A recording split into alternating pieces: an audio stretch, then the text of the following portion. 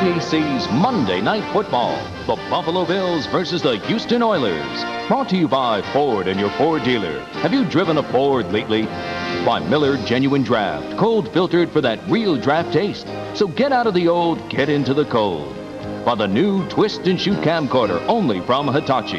And by McDonald's. You know the one. It's McDonald's. For food, folks, and fun.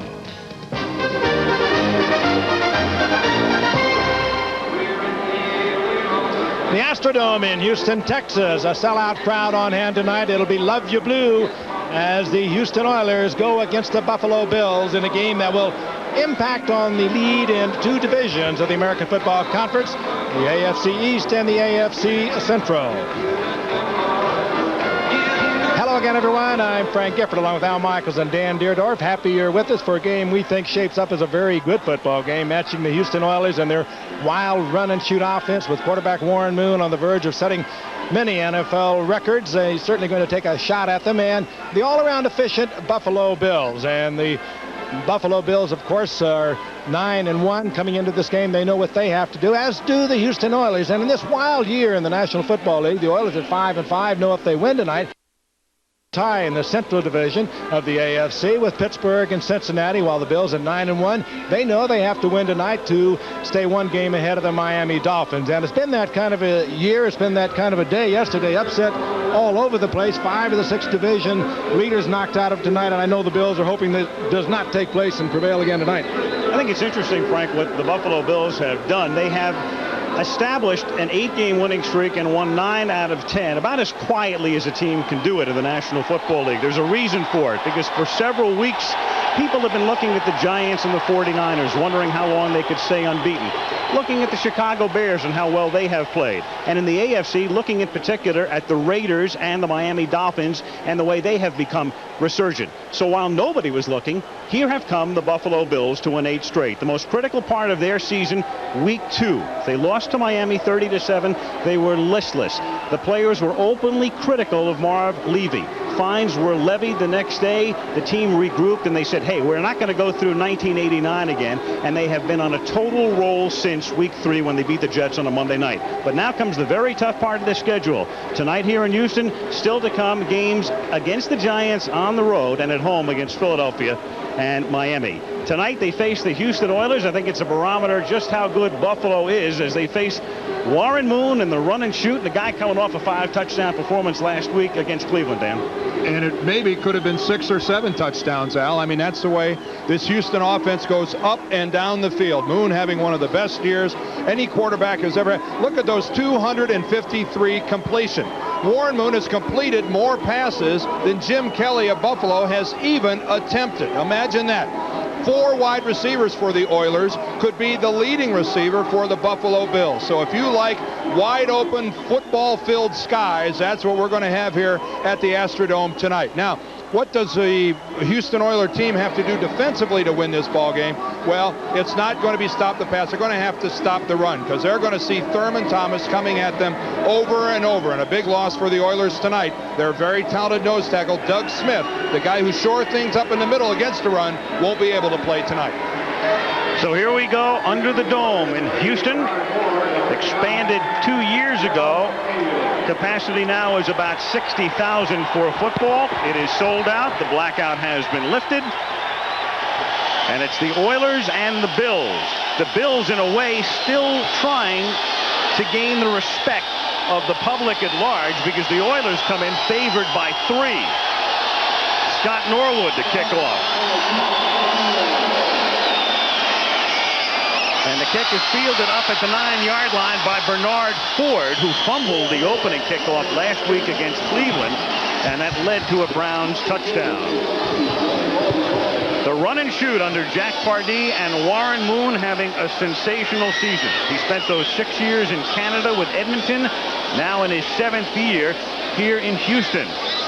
Just 1 running back to start. Lorenzo White will also see Pinkett, and 4 wideouts. Jeffries, Gibbons, Duncan, and Hill all having very good years. No tight end with a run and shoot. There's the interior 5. The pair of guards, Munchak and Matthews, as good a pair as you'll find in the league. Oilers start from their own 25-yard line.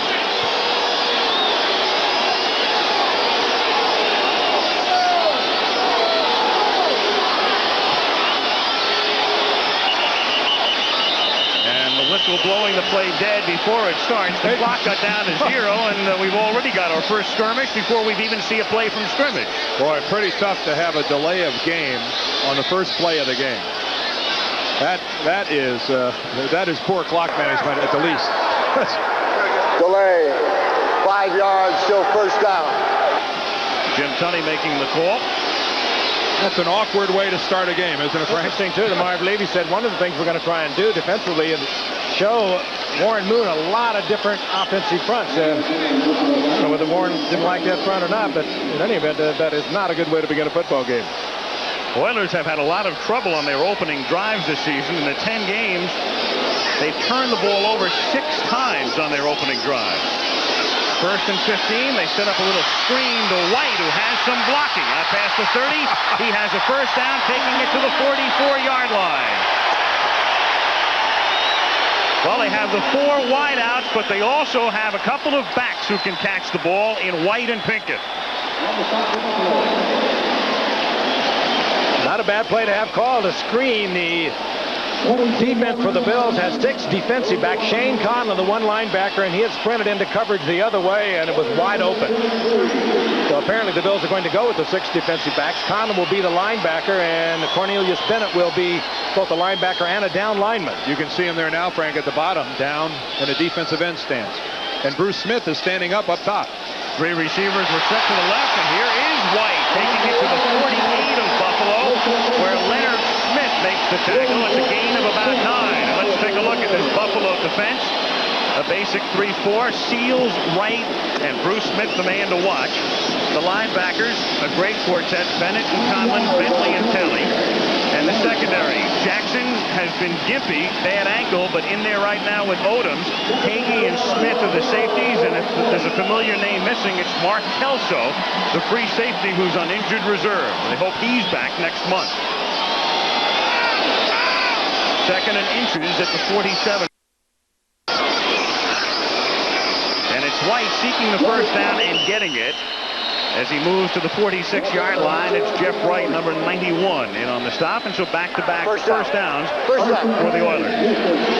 When you go against a run-and-shoot defense, you've got to have a lot of defensive backs available. Al already told you the problem with the key entry to Kelso not being in there. He is kind of the quarterback of the defense, and when you don't have him in there, you're not going to get the changes, you're not going to get the calls and the switches as quickly and as well as he can deliver them. But we'll have to watch 47, Kirby Jackson, tonight, the cornerback. He has been suffering from a sore knee and also a hamstring problem. So the Bills, a little bit of trouble in the secondary that way.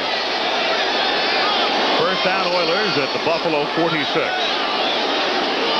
Again, big hole for White, who exploits it, taking it to the 36-yard line and close to a first down.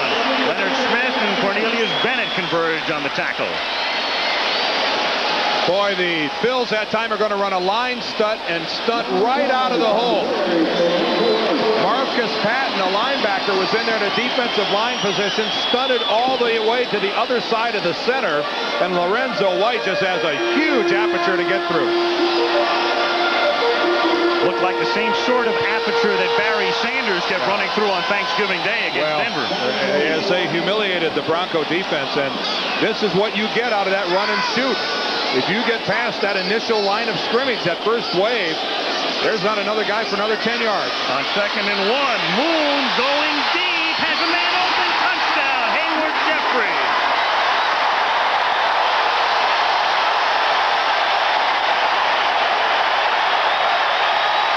Are you ready for some football? I'll tell you, lightning early on. Warren Moon looked to the right. The man was covered. Found Jeffries splitting Odoms, and the safety wide open. And, of course, part of the look-off, I think, was what affected the coverage. Jeffries scored a 41-yard touchdown a week ago, and he gets a bomb in the early going here tonight. Boy, the simplest pass pattern going. I mean, just literally straight down the field for Haywood Jeffries, and the Bills outclassed. Jeffries kept it alive. He was not the prime receiver, but he kept on his route, and Moon found him. Teddy Garcia with the point after. And so the drive begins, oddly, with a delay of game penalty, and that's the only mistake. Well, the Houston Oilers have not punted on an opening possession this entire year. Al mentioned the 6 turnovers, 4 touchdowns, and a field goal. These guys make it interesting early.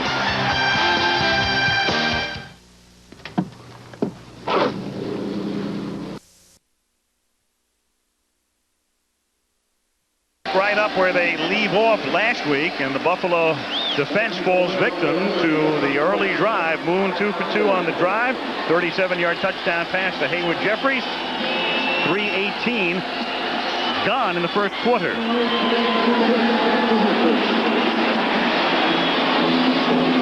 Garcia's kick picked up by Don Smith, and not a lot of room for Smith as he makes the catch along the sideline and remains close to the stripe and is out of bounds near the 27-yard line.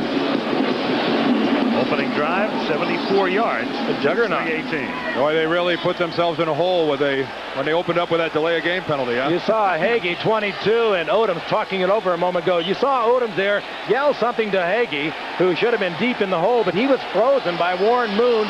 Look to the right, and Jeffries wide open, splitting the zone. And Warren Moon could not have thrown it better either. Frank, it almost looked like Odoms was expecting Jeffries to run a crossing pattern, go across the field rather than straight down the field. Bills begin with a pass, and it is caught by Jamie Mueller coming out of the backfield, and he is bombed by Chris Dishman. Dishman known for his hard hitting and makes his presence felt very early as we look at the Buffalo offense. Kelly at the helm, Thomas and Mueller the running backs. The venerable Lofton and Andre Reed are the wideouts. McKellar has done a great job as the tight end. And the offensive line, which was a question mark when we saw this team in preseason, has really come around. Kent Hall having another Pro Bowl type season at center. 2nd and 8 from the 27-yard line. Here's Thomas behind Mueller. And a play they run effectively a lot. It'll be 3rd and 1. Smith and McDowell make the tackle. Here's the Houston defense. They gave up a lot of points last year, and they've tried to revamp it and reshape it. Fuller, Childress, Johnson, and Jones, the 4-man line. They don't blitz the linebackers a lot. Grimsley, Smith, and Meads, their linebackers collectively have 2.5 sacks this year. Dishman and Richard Johnson, the corners. McDowell and Terry Kennard, the longtime former Giant, the safety. 3rd and 1, and Don Smith comes in the game with McKellar in motion, and they give it to Mueller, and he bolts for the first down to the 35-yard line. You touched on something, Al. There's a much more disciplined defense for the Houston Oilers than it was a year ago under Jerry Glanville, rather obviously. But Jack Pardee is a much more disciplined coach. However, they're not. They haven't really eased up on a lot of it because they're also the most penalized team in the league, and most of that coming defensively. They play a tough defense, but they do have the discipline. They're not wildly blitzing like they were a year ago. It's a very pulled-together defense under that man, Jack Pardee. That's Thomas split out to the left. And it's Kelly throwing, and the catch is made by the tight end McKellar, and he is taken down near the first down marker at the 46-yard line. And in fact has enough to move the sticks. McKellar, 6'4", former basketball player out of Jacksonville State, that's school in Alabama.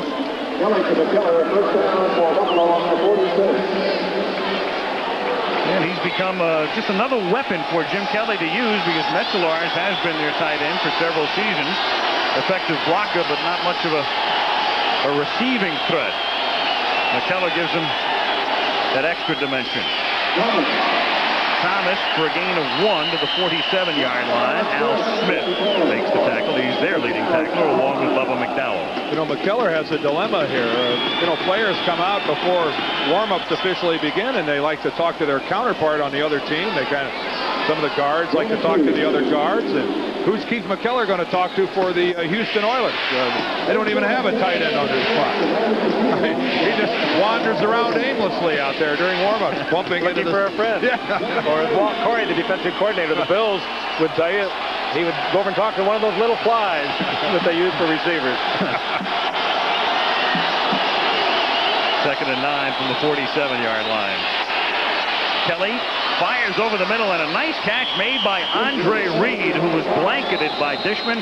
Holds on anyway and has a first down after an 11-yard gain to the 42-yard line. You can't cover better than that. Dishman was glued all over Andre Reed. Kelly put it in the perfect spot. Nothing Dishman could do without coming up with pass interference, and Reed gets the first down. I mean, that is really an excellent job by Dishman of trying to strip that ball away. And, of course, how about the effort by Andre Reed to hold on to it? Look how it almost comes out.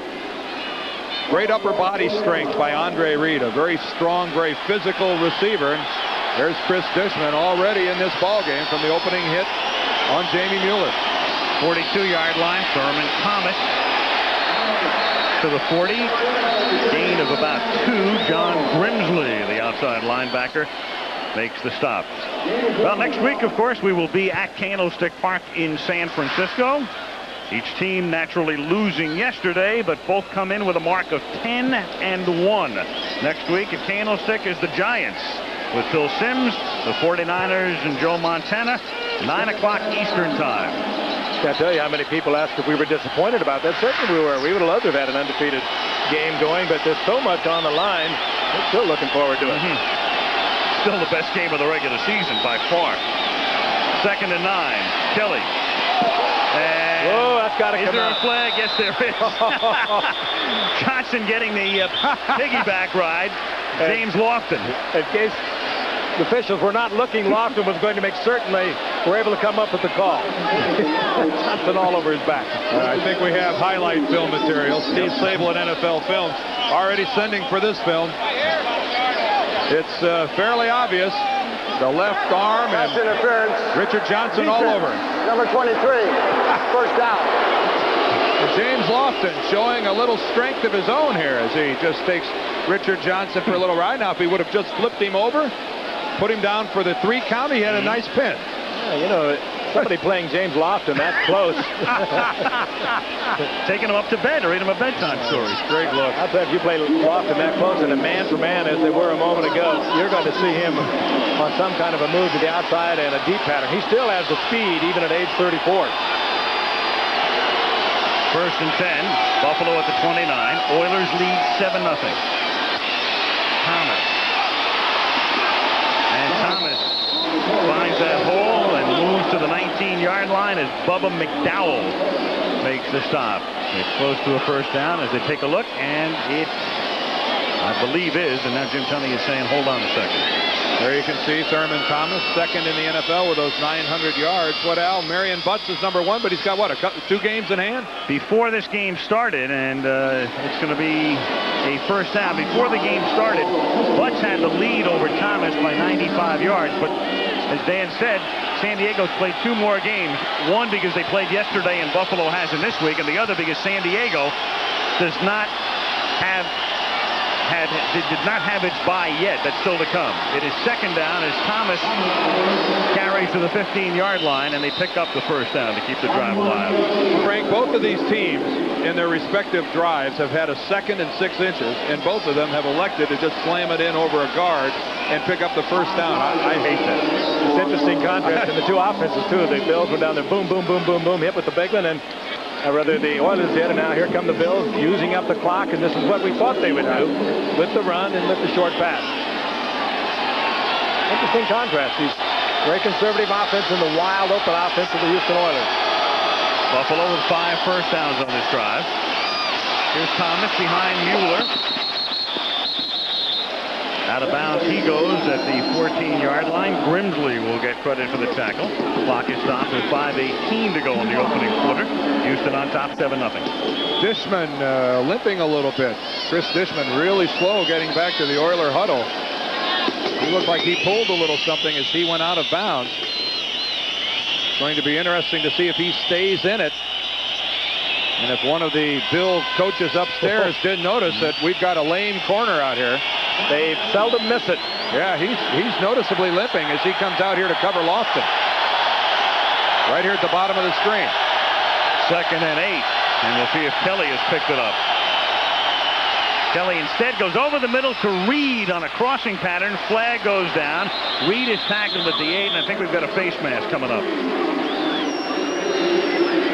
Erudite Jim Tunney is our referee tonight. Reed's head took that dip you always see when somebody gets a hand in there.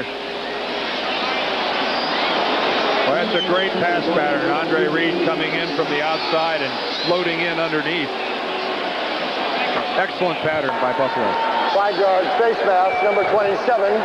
5 yards, half the distance of the goal line, makes it a first down. Watch McKellar, the tight end, release, and here comes Andre Reed, and watch him break right underneath McKellar.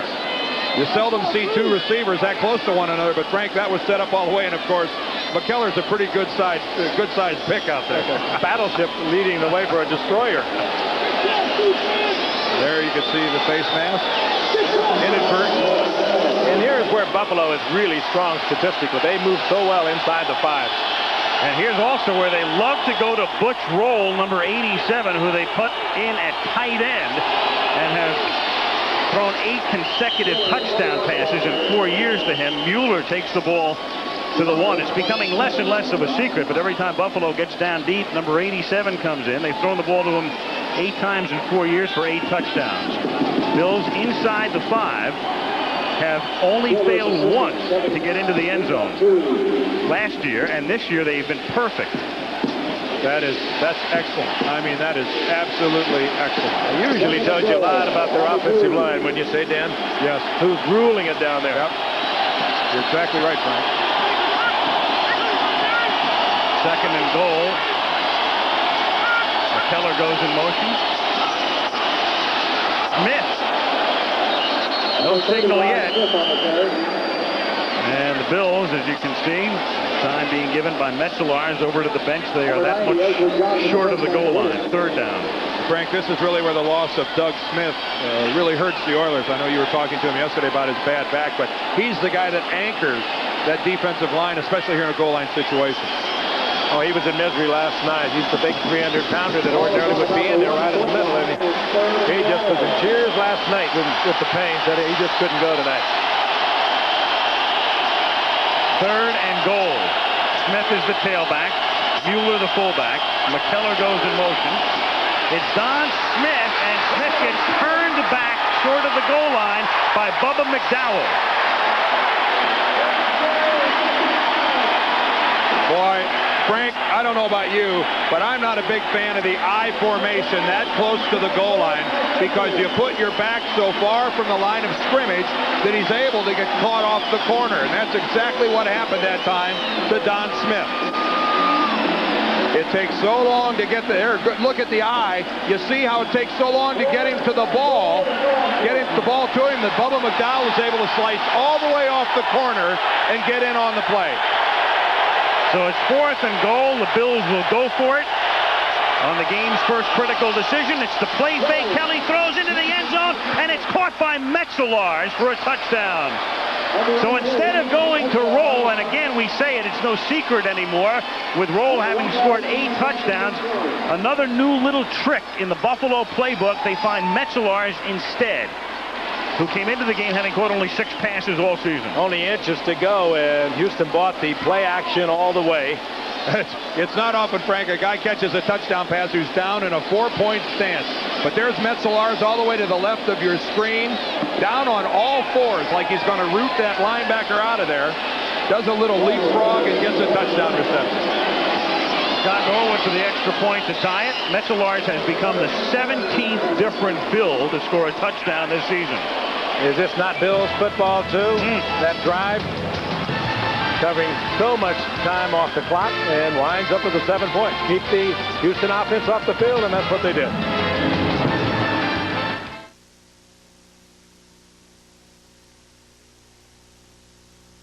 It's a parking lot down there.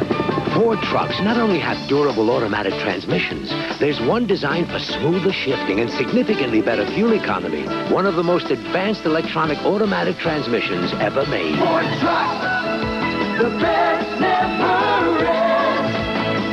And now, a Ford truck with this remarkable transmission is priced over $600 less than Chevy. The best-built, best-selling American trucks are built Ford tough. Come on, mates. I've got a surprise for you. What's the surprise? I'll show you. Look, Bernard. It's us. Just for the holidays at McDonald's, you can and get Bernard. Or Miss Bianca, the famous heroes from Walt Disney Pictures' new animated feature, The Rescuers Down Under. Now in theaters everywhere. One ornament's free when you buy a $5 book of McDonald's gift certificates or $1.49 with any food purchase. Very handsome, but I prefer the real one. Whenever my brother Tom and his friends had to decide what game to watch on TV, it was a toss-up. Heads or tails? Heads. Then Tom got smart. Very smart! He got this Magnavox TV with a built-in smart window, so Killer could watch football on the main screen. Without getting mad when Stork and I check out basketball on the smart window. You might say Magnavox saved your friendship, Tom. You could actually say it saved my life. Magnavox. Smart choice. Very smart. Two NFL division leaders meet in one of the biggest games of the year. It's the clash of the Titans, the Giants, and the 49ers. Next week on ABC's Monday Night Football. Here's Metzelaars right here. Look how low he is. He sells Richard Johnson, who's late falling back into it. Watch the leapfrog here by Metzelaars right over the top. Richard Johnson thinks he's in there selling the run. By the time he reacts, it's too late to fall back into it. That's a good look by a tight end, faking a run block and then able to spring out of it and get out into his pass pattern. And so much for the first quarter, Al. 2:31 remaining. Both teams have marched down the field. The touchdowns were tied at 7. Norwood kicking off for Buffalo at the 7-yard line. This is the Ice Cube, Gerald McNeil, who came over as a Plan B acquisition from the Cleveland Browns. Brings it out to the 33-yard line. Buffalo marching down the field. 9-11, 75 yards, 15 plays to tie it. 2:22 left in the opening quarter. Before this, you never heard of cold filtered. Before this, you never heard of genuine draft taste in a bottle. Now hear this. Get out of the old, get into the cold. Cold filter taste what it's all about. Never heat pasteurized, so the rich, smooth taste don't cook out. For those who discover this real draft taste, the world can be a very cool place. Get out of the old, get into the cold. Miller Genuine Draft. The Black & Decker Workmate.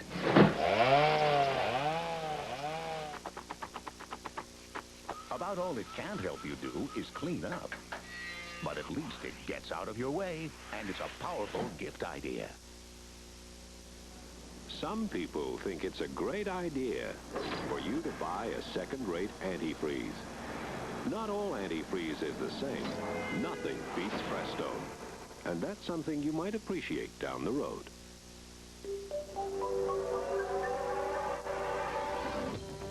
You're looking at an environment that is in a constant state of change. The inner workings of an automobile that has seen over 300 refinements since its celebrated introduction. This dedication to continuous improvement assures you that when it comes to award-winning design, the beauty of Ford Taurus goes much further than skin deep.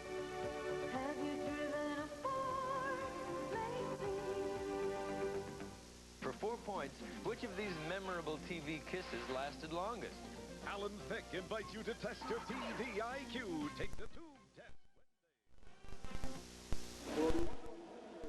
Back at the Dome. Last year, these two teams played a game here. They played crazy eights. They had 88 points total and 888 yards combined. And Buffalo won in overtime, 47 of 41.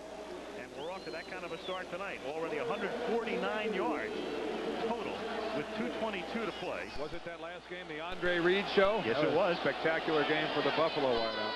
And it was Reed who caught the pass in overtime for the touchdown. Here is White reversing his field.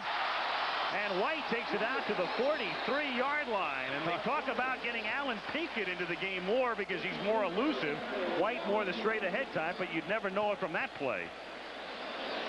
Fine running by White. Everything closed down on the right side. He spun it off and brought it back to the left side, and we haven't seen a whole lot of that. There's been a hue and cry down here in Houston. Let's get Pinkett into the ball game. But Lorenzo White is very important because of his size, and he's in there as much as anything to protect Warren Moon. But here he shows great agility, former Michigan State star, and gets the first down. Just good, solid running. To 32 yards in the opening quarter. Moon protected well. It's deflected and nearly intercepted. Darryl Talley was the man who deflected it, and coming close to picking it off was the rookie James Williams, the #1 draft choice out of Fresno State. For this defensive look by Buffalo, Darryl Talley is the only guy staying in and playing a true linebacker. Cornelius Bennett is staying in the game as well, but he's really playing a rush lineman coming from the outside. So a lot of responsibility on this guy Talley. Not only does he have to get back and, like in that situation, be part of the passing game, but a lot of the responsibility for the running game up the middle falls on his shoulders as well. That is close to what, a 4-1-6 as you'll ever see. That's exactly what you'd call it, Al. It is 2nd and 10 from the 44-yard line. Moon under pressure, nearly gets sacked, but is able to escape, and then is finally forced out of bounds by Darryl Talley. I don't know how he got out of that. No, that's where Buffalo broke the rules a little bit and came with 5 guys, and it looks like they had Warren Moon, but Moon's athleticism gets him out of it. Take a look again. You can see they bring the linebacker, Talley, up the middle, and Jeff Wright was all over Moon, and he spins out and somehow gets away from Bruce Smith, and he tacks yardage on to what could have been about a 5 or 6 yard sack loss. Hagee gives Warren Moon a little hit out of bounds. Boy, about another 2% on that shot, and they should have thrown the flag. 3rd and 4. Houston from the 50. A minute to go. First quarter. 7-7 is the score. And again, that big hole for White to the 28-yard line.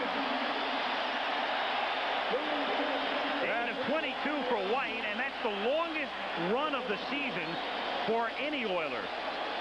Guys, I want to show you what one of the big problems is. One of the big problems defensively for Buffalo is when they go into man-to-man coverage. I want you to watch their defensive backs here and how they lock up in man coverage.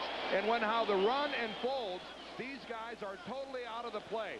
Look how they go downfield, and here comes a running back, and they don't even see him. These guys aren't even aware that there's a run going on because they're being run clear downfield, locked up in man-to-man coverage. Exactly what Marv Levy said last night. We have to watch out for a man-for-man coverage. Leave us pathetic. Final play of the quarter. There's a penalty. It is Hill who makes the catch. The clock is down to triple zeros. Bennett was charging through. And we'll get Tunney's call.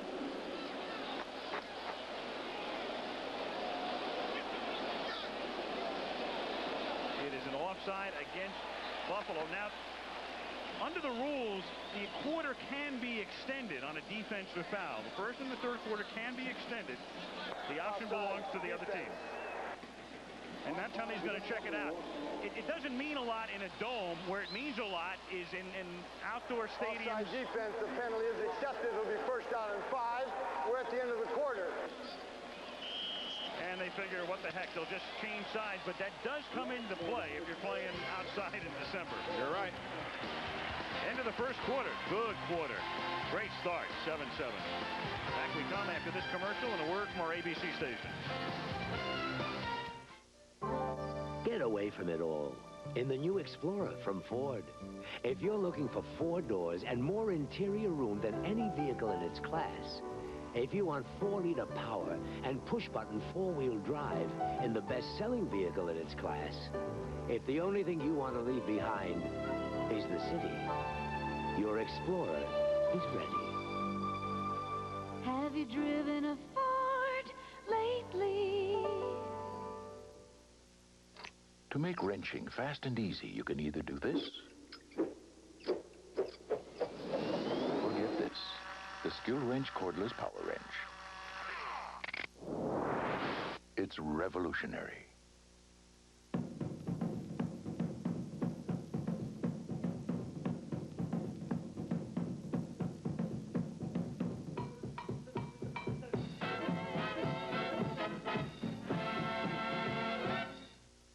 America's watching ABC. Angelina Autoplex is Jeep Eagle. Angelina Autoplex has the selection you want with the low price you need. A 1990 Eagle Talon Turbo, only $16,177.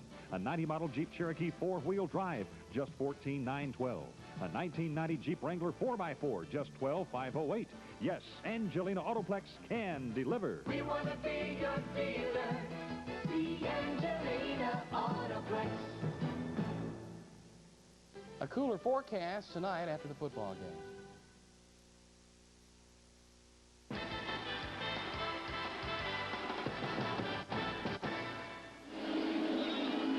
Houston, Texas. Al Michaels, Frank Gifford, Dan Deerdorf. Monday Night Football under the dome. It is 7-7 as we start the second quarter. The Houston Oilers on their second drive now have the ball at the Buffalo 24-yard line following a penalty.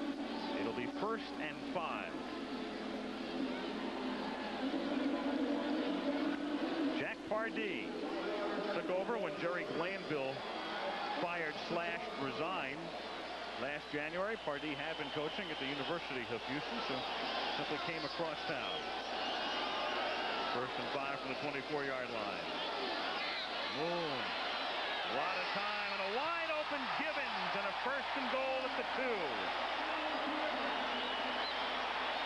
That time Buffalo went with his own defense, and Gibbons and Warren Moon in total confidence. They both read it together. Let's watch Gibbons with a lot of speed. You got to respect it. He finds a little gap in the zone, pulls up right there. He is wide open. And that time, Buffalo elected to only rush 3 guys, and you saw the result. Absolutely no pass rush on Moon whatsoever. Yeah. So in 2 plays, we've seen Buffalo ripped in their man-to-man with the run, and now we've seen their zone picked apart by Gibbons and Moon. What's left? You got another one out there somewhere? I'm impressed with the offense. Let's try a combination of both. 1st and goal. Play clock is down to 2 as they get it off. Lorenzo White having a huge first half. He's in, but there's a penalty down. And coming up was Bruce Smith saying he was held. Yeah, it came from the umpire, and that seldom bodes well for the guys up front on the offensive line. See Matthews and Munchak and Pennison all.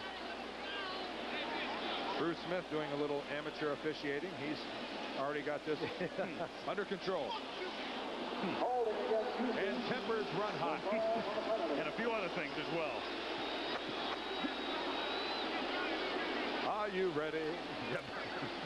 There's such a load on Bruce Smith tonight. Jim Tunney will sort it out, but the Bills' strength of their defense are their linebackers. Boy, you hate to get a penalty on a touchdown. Holding. 52 offense. Still first out. But the Bills' strength is their linebackers. Cornelius Bennett, Shane Conlon, Carlton Bailey, and Darryl Talley. They are good. They are about the best force in the league. Are certainly right up there with the best, and you can't play them all there against the run and shoot. You've got to get 1 or 2 of them out of there, sometimes 3 of them out of there, and it makes a major difference for them defensively. 1st and goal from the 13-yard line. And Moon dumps it off, but then it's dropped and it's incomplete. White never had control of it, and Moon did a great job of getting rid of it as the pressure was being applied by Smith. I guess we'll call that underhand sidearm right around Bruce Smith. Look at that.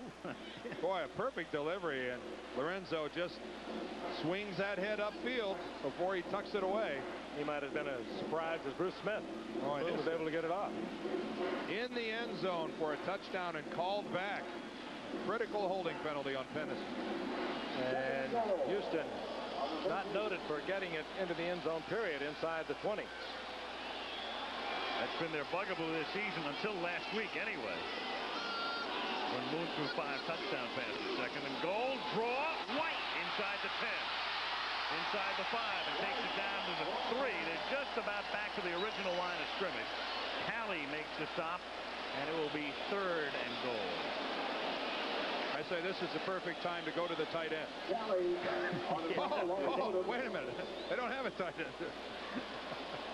Boy, that would really fool Buffalo, though. Well, not having one, it also kind of takes away any impact of the run down here close.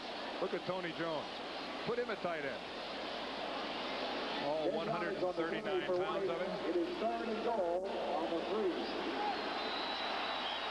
3rd and goal. 13-15 left in the half. Game tie 7-7. What you can do defensively, of course, down here is play the receivers much tighter.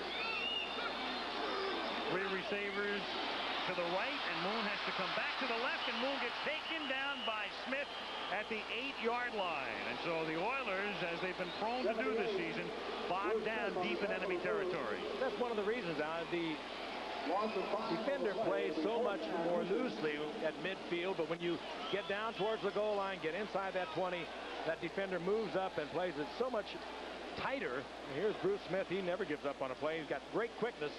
Moon had a wide open shot to the end zone, but Smith reacted and got him. At that time, the Buffalo secondary was all over those receivers. Eddie Garcia, this will be a 26-yard attempt. Montgomery holds, and the kick is good. So Houston back up on top. They lead at 10-7, 12:42 remaining in the half.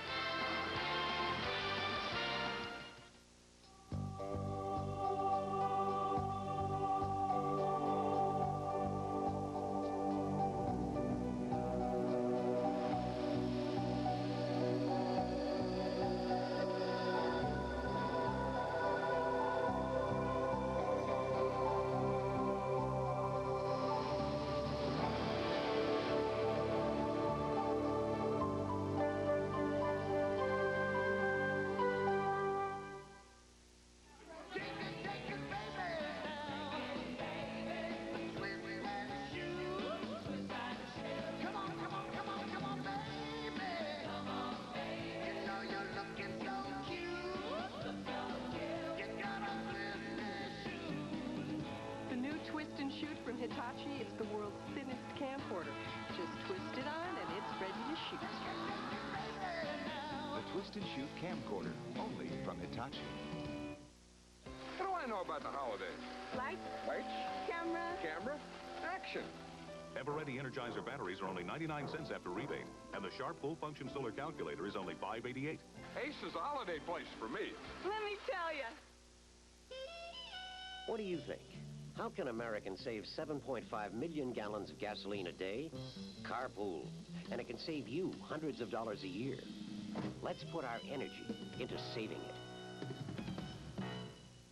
Wow, it's the Big Four Classic. Indiana versus Louisville, Kentucky versus Notre Dame. 2 unbelievable games, both back-to-back. ABC's college basketball gets uncaged Saturday. Monday Night Football from Houston. Well, if you're keeping score at home, just keep track of that one. The 10-7, the field goal that Houston had to settle for after they had scored a touchdown and had it called back. We'll see if those 4 points figure in later. Garcia's kick is fielded by Don Smith at the 5. And Smith, who's been a very valuable Plan B pickup from Tampa Bay, brings it back out to the 25-yard line. ABC's Monday Night Football is being brought to you by Buick, the new symbol for quality in America, and by America's favorite light beer, Miller Lite, the sole sponsor of the NFL Player of the Year Award.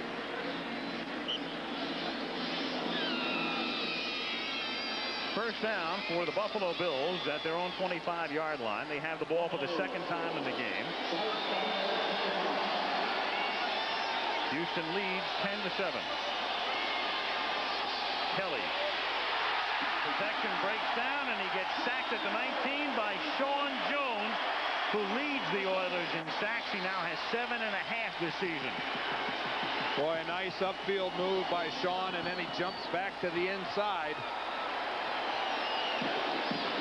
Former Raider, and he is a talented. Watch him go upfield here, working against Will Wolford, and then the move back to the inside. He gets Wolford to commit upfield. That's just a real nice move by Sean Jones. And then Kelly was trying to go deep, and he took about a 4-yard drop. And that moved to the inside, and Sean was all over it. 2nd and 15. This is Kenneth Davis, who spells Thurman Thomas from time to time, and he picks up about 5. Takes it to the 25-yard line. It'll be 3rd and 10 upcoming in for Johnson, and Johnny Meads make the tackle. Thurman Thomas comes back in on the 3rd and long yardage. Thurman Thomas not only the leading rusher for the Bills, fine receiver, the second leading pass receiver of the Bills. He can work out of the backfield, or they can split him as a flanker. Third down, call it 10 from the 25-yard line. 11 and a half to play in the half. 10-7, Houston. Kelly out of the gun. Thomas split as a receiver. And Kelly goes down as he throws, and William Fuller was the guy who came crashing through. Incomplete pass. Fuller, who suffered a concussion last week in Cleveland, almost gave Kelly one. Well, this is nothing more than a corner rush straight upfield by Fuller, working against Howard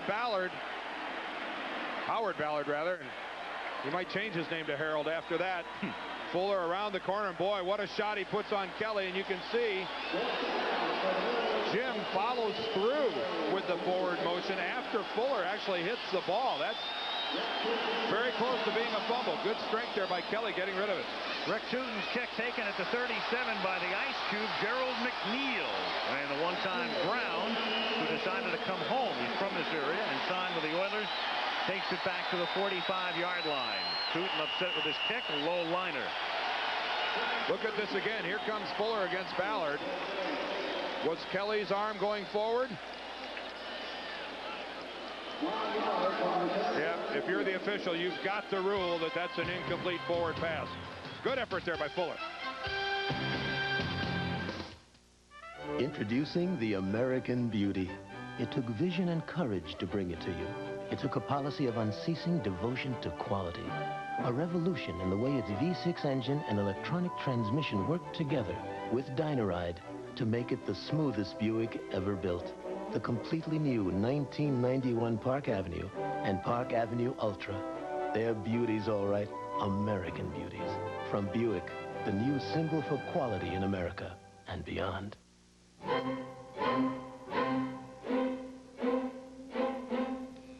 Some people see shaving as something you do for 3 minutes a day.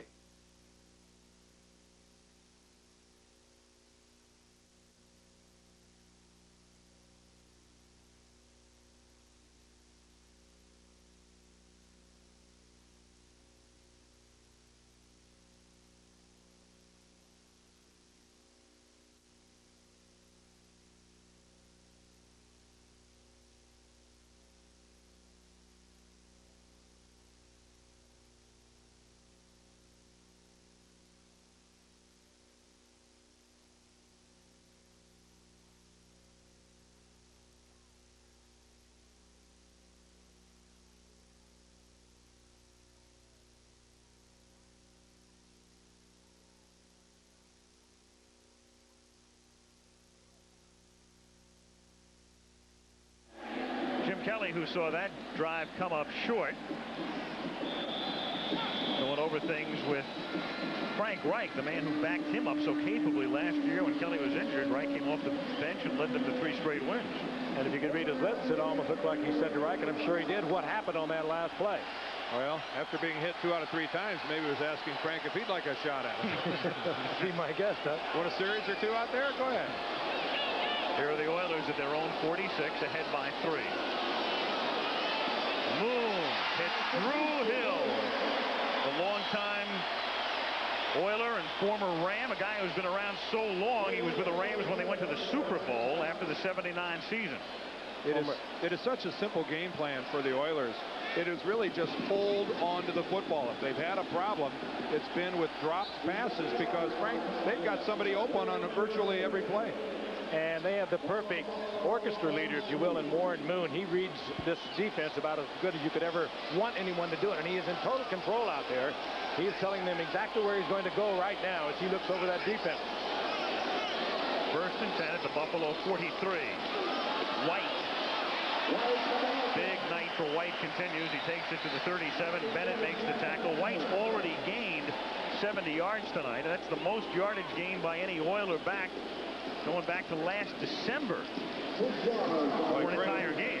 Great quickness there by Cornelius Bennett falling back in on that play. And One of the criticisms of White is that he doesn't have a lot of real quickness, but he's always had power, and you saw it there. He dragged Bennett for another 3 yards after the hit. 2nd and 4 at the 37-yard line. 10 minutes to go in the half.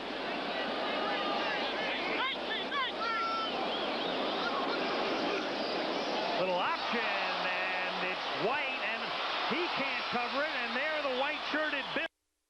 Leonard Smith, the safety, comes barging through to come up with a recovery. And that ball was free. If he could have spun to his feet, he could have perhaps even got it into the end zone. Well, Lorenzo was trying to do the right thing in terms of picking it up, but he should have fallen on the football. He was intent on picking it up and continuing to run with it, and by not really going down and smothering the ball right here, you see, he should have gone to the ground and tried to smother it. He was trying to pick it up and do something with it, and that cost Houston the possession of the ball. We were kidding around with Moon yesterday at practice. Did you junk the option? He laughed. He said, no, we put it back in. Yeah. They should have junked it. Yeah, I bet they're real happy about that. Right. From the 46-yard line, straight ahead goes Thurman Thomas, crossing the midfield stripe and taking the ball into Houston territory. Johnny. Well, it's seldom that the team that's trailing is the team that's getting the breaks, but that's the situation with Buffalo right now. They had a Houston touchdown taken back, and then the fumble, and you can see that fumble credited to Warren Moon, and he leads the NFL. We're racking up some big numbers passing-wise, but there's a number he just as soon changed. 2nd and 5. It's Thurman Thomas plunging forward to the 48 after the initial hit by Ray Childress. And you get the feeling that Marv Levy sent quarterback Jim Kelly out there to go back to the game plan that we started with. Run this football if we can. Keep the passes short. They got to Kelly a couple times, and I think they're going back to what they wanted to do at the beginning. Frank, I want to clear something up to somebody who's watching that and say, well, wait a minute, how can that be a fumble by Warren Moon? If Lorenzo White never had possession of the ball, he can't fumble it. So even though it was White that bobbled it, Warren Moon still gets strapped with the fumble. 3rd and 4. Kelly from the shotgun. Kelly throws complete to the Thurman Thomas, and he's out of bounds at the 35. Run out by Steve Brown, the cornerback, after a gain of 12. An offensive machine, Thurman Thomas. 1,200 yards rushing a year ago. 60 receptions. He can do a lot of things, and you have to respect him coming out of the backfield. You have to cover him with a cornerback because he can also take it up the field like a wide receiver.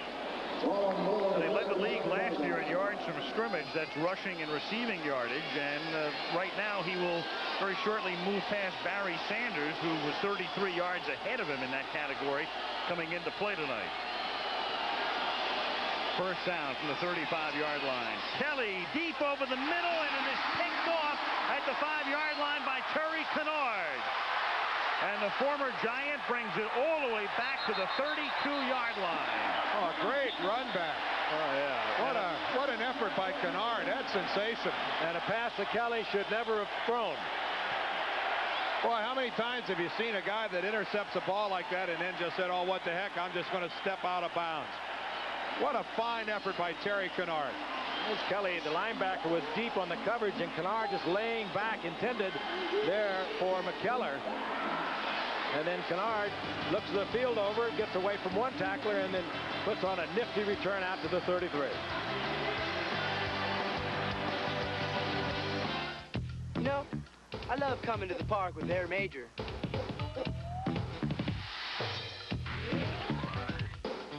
Because there's nothing better than spending a little time with man's two best friends. His dog and his beer.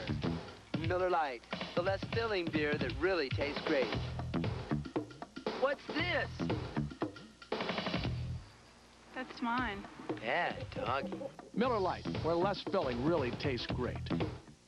Of all the world's car lines sold in this country, J.D. Power & Associates ranks only one American among the 10 most trouble-free. Buick. Before you put a new car in your garage, make sure it has one of these on the hood. The 1991 Buick Regal sedan. Its powerful V6 engine gets an EPA estimated 30 miles per gallon on the highway. And that's making the imports nervous.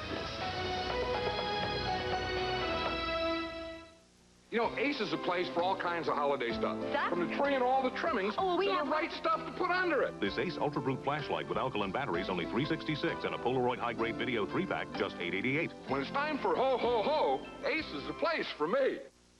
When you have these, why would you need a Black & Decker power ratchet? Because it's faster, easier, and works in lots of places manual wrenches can't. The Black & Decker power ratchet. It's really turning a lot of heads. The top names in men's and women's golf pair up for $1 million mixed team showcase. It's the final round of the J.C. Penney Classic, Sunday on ABC Sports. And back we come to the Astrodome. That first quarter, very reminiscent of the way these two teams played last year in that wild one, very early in the season. Back and forth. Kelly with 5 touchdowns, 47-41 in overtime. You just get the impression, though, that the pressure so far in this game, it looks like it's going to continue, is on the Buffalo defense. First and 10 from the 33-yard line, and that's a first down. An 11-yard pickup as Drew Hill takes it out to the 43-yard line. I mean, defensively, the Oilers have at least come up with a couple big plays. If it wasn't for the fumble that Houston made earlier, they've shown absolutely no signs of not being able to move this ball at will. And somehow, Buffalo is going to have to gather themselves defensively and come up with some sort of a plan that stops this thing. I'm not sure they can. I think not many teams have stopped it, considering the yardage they put together, but they have self-destructed, and that's the one thing they've done here tonight. You really get the impression, Frank, that that's the only way it doesn't work, is if they self-destruct. A holding call that cost them the touchdown. Here's White, and White to the 40-yard line. A first down, stopped by Darryl Talley. As he closes in on 100, that's a 16-yard pickup for Lorenzo White, the former Michigan State Spartan. The run and shoot offense in itself, the passing game alone is so explosive, but when you can run the football, you've got that secondary now thinking about they've got to come up and make the stop. There is Leonard Smith, ordinarily a fine tackler, missing flat-out cold. Did you guys notice the line splits that this Oiler offensive line is taking? I mean, these guards are 6 feet from the center, and the tackles are another 6 feet from their guards. Talk about spreading out a defensive front. Oilers play selection, 10 runs and 8 passes so far. Here comes the 9th pass, maybe. He does get it off. It's White. And White inside the 30, inside the 20, to the 10. What a great time to have a screen call. The blitz was on. Warren Moon just getting it off. And when White turns the corner, there's nobody there. Boy, that's really nice. The key block, though, out front is by the right tackle, David Williams. David Williams is the guy that made that thing happen. Look to the left of your screen, number 73. Watch him come outside, and he's going to put Darryl Talley on the ground right there. He knocks down Talley. Here comes Bruce Matthews upfield. And as Frank said, perfectly timed. But give Big Dave Williams the credit for springing that one. The nose of the ball is right on the stripe, so officially it's first and goal at the 10. And tripped up in the backfield before he can get started is Alan Pinkett, a lot smaller than White, normally more mobile, ran into his own man Maggs and stopped in the backfield. Big-time play by Bruce Smith. Watch Smith get Maggs back in there, and I think he actually reaches in. Does he fall back in there? He sure does. Look at that play by Bruce Smith. Oh, that's Honolulu time there. Fabulous. There's such a load on his shoulders tonight. You can already see the sweat coming down. He's going to have to put the pressure on Warren Moon. He's also going to have to pull that defense together and somehow stop the running game of the Oilers. Second and goal from the 11-yard line. With 4:30 to go, and there's a whistle, and that has nothing to do with a delay. Well, there are still 5 seconds left on the play clock. And Tunney's mic not working, but it's illegal procedure. They are saying officially it is second down. Well, it would be second down and 15 coming up. If they can get a first down without getting a touchdown, I mean, it would have to be determined by an ophthalmologist. The irony of this Houston offense goes up and down the field so quickly is the fact that they seem much more effective the further they move back from the goal line.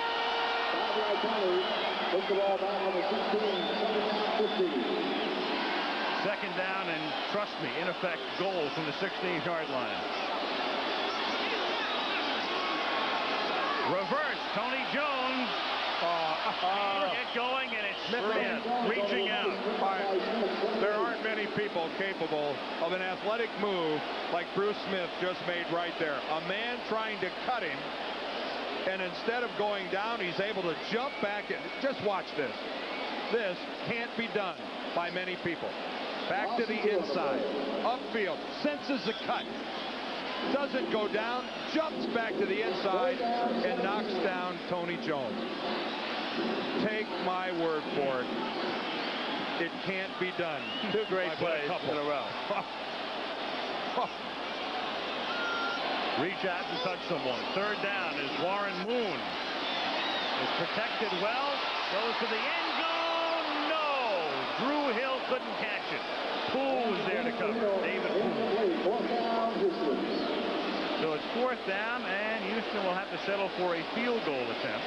Once again, Al, they were inside the 10 with a first down goal to go, and now they have to settle once again for 3, or the attempt for 3. Yep. It's going to be about a 35-yard field goal attempt for Garcia. Hill was there. He was open, and Moon just underthrows the ball. Tony Zendejas broke his leg. He would normally be the Houston kicker, so they signed Garcia, who, like so many kickers, has been nomadic, New England and Minnesota and other teams in preseason, and he's able to kick this one through. His second field goal, one from 25, now one from 35, and it puts Houston up by 6. 3:07 to go in the half.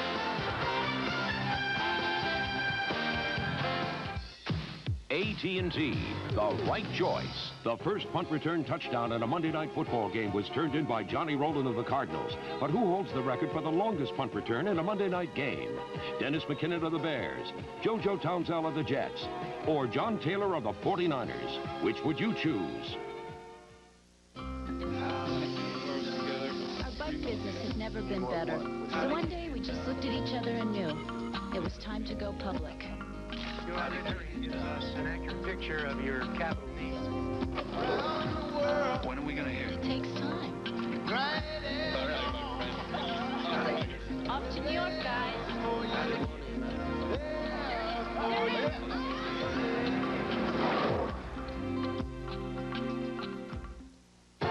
In 1988, John Taylor of the 49ers returned to punt 95 yards against the Redskins. If you said Taylor, you made the right choice.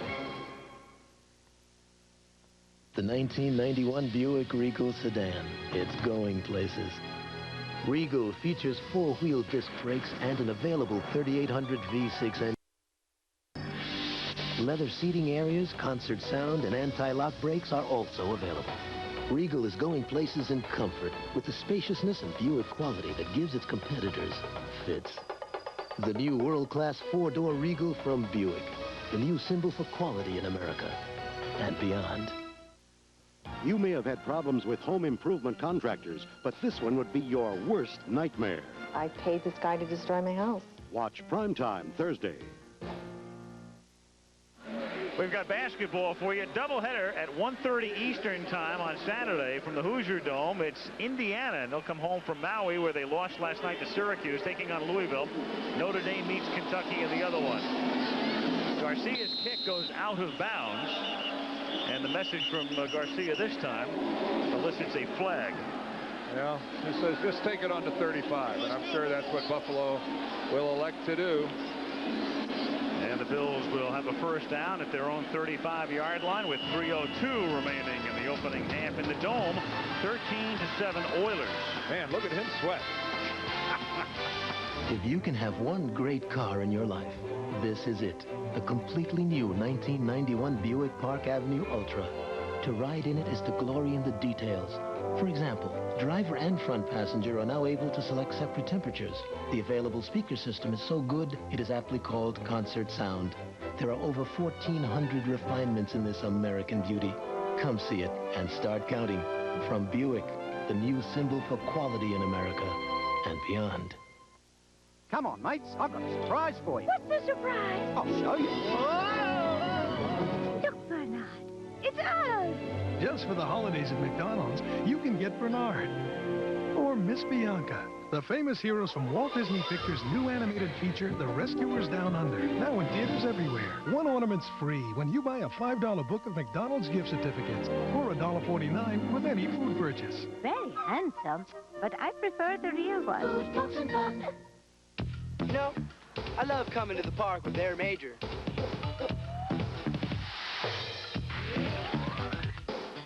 Because there's nothing better than spending a little time with man's two best friends. His dog and his beer. Miller Lite, the less filling beer that really tastes great. Hey, where's Major? Miller Lite, where less filling really tastes great. Hey, where you been? The 10-1 New York Giants. The 10-1 San Francisco 49ers. The almost perfect matchup. Next week on ABC's Monday Night Football. At the Astrodome, 13-7. Houston leading it. Again, the Oilers with a victory would move into a three-way tie for first place in the AFC Central with Cincinnati and Pittsburgh. Buffalo needs a win to stay a game in front of Miami. If they were to lose tonight, they'd be tied with Miami at 9-2, and in effect, Miami would have the lead by virtue of their head-to-head win against Buffalo. From the 35-yard line, first down for the Bills. Kelly throws incomplete.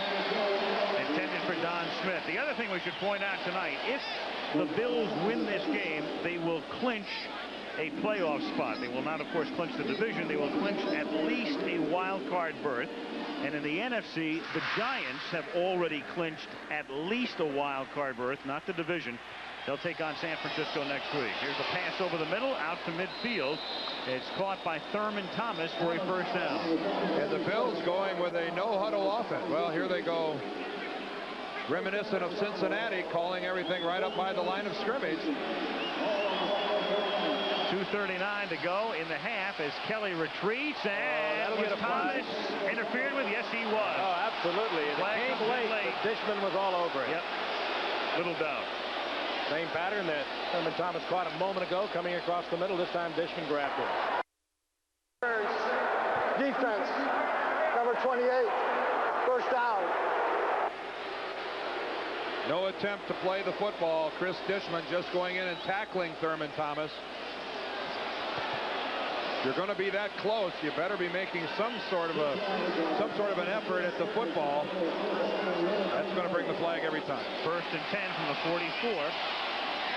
It's Thomas. Nice move. Takes it down to the 41-yard line. Ran around Dishman. It was such a nice move, he couldn't keep his feet. Yeah. This is really, I think, an excellent move by Buffalo, going to the no huddle here at this stage of the half. As the half winds down, each team with its full complements of timeouts remaining. It's caught at the 35 by Lofton, and he gets wrestled out of bounds. Richard Johnson making sure that James was not going to stray any further. That takes us to the 2-minute warning. Forward progress took Lofton to the 35-yard line. They're a little short of a first down, so a key 3rd and 1 will be coming up. When play resumes following the 2-minute warning in the Astrodome, where the Oilers continue to lead the Bills 13-7. Oh, somebody hammered him. Halloween was a while ago. Buying a new car is a big step. With many car makers, the minute you drive it out the door, you may feel like you're on your own.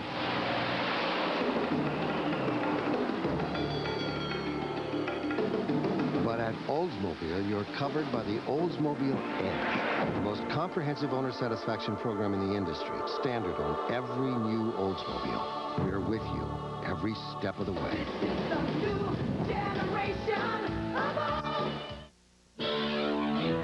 What is the image of a rebel? These are the images of a rebel. Canon's revolutionary new autofocus EOS Rebel. So easy to use, you can stop taking snapshots and start taking photographs.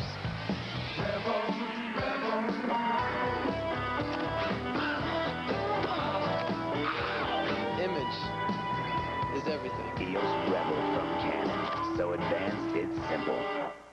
From Touchstone Pictures, America's 3 favorite bachelors are back. How come none of you are married?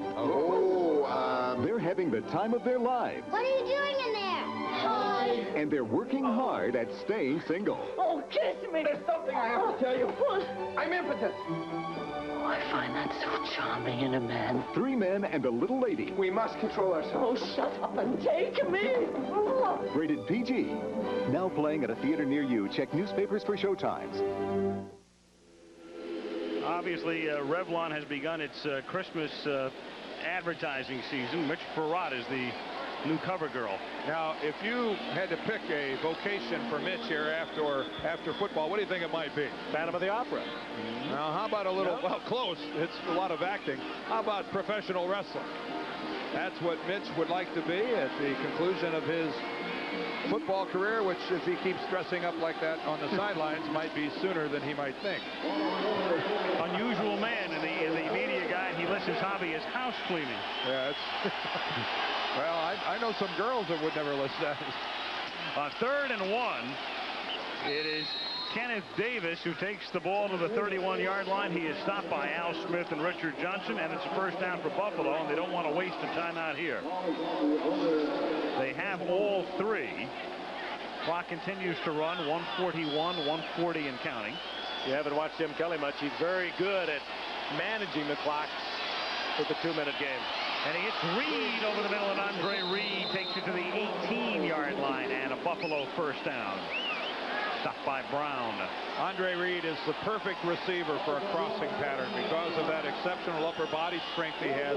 He's really, I think, suitably equipped to take that big shot you know you're going to get. First and 10 from the 18-yard line.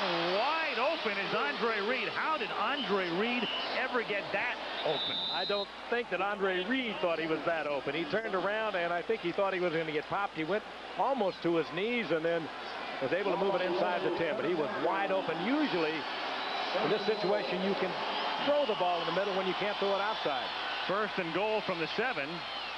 And it's incomplete, and that stops the clock with 47 seconds. I mean, Andre Reed is a guy who gets double teamed a lot, and he was opened by 10 yards. Thurman Thomas was saying, what am I doing being covered by a defensive end? That was William Fuller out there running with him. Even here with the clock stopped, Buffalo will not go into a huddle. I find that a little strange, Dan. They're having success with it, but you have the opportunity to huddle if you want to. Meanwhile, get rid of the panic. The play whistled dead.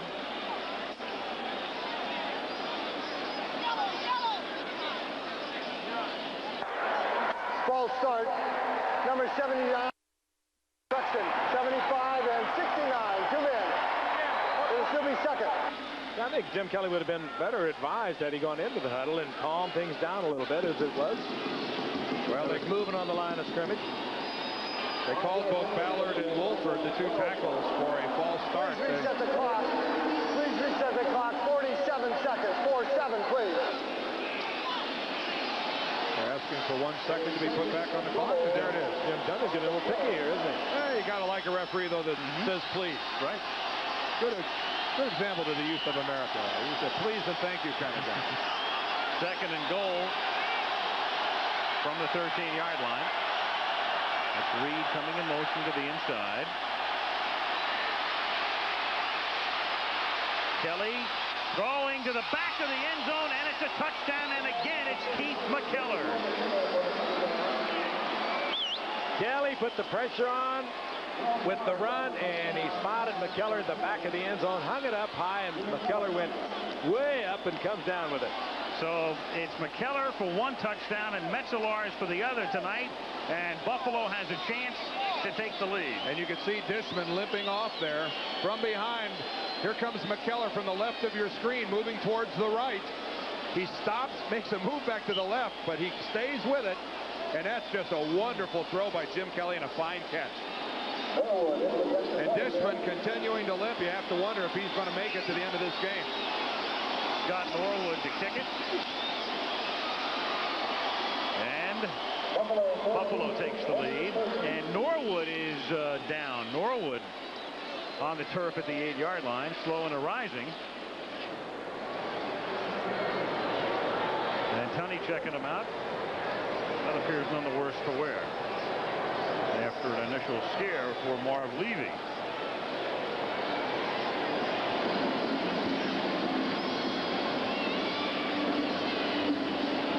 Could take just a moment. I'd like to express the sympathies of all of us at ABC, and particularly those who are doing so well.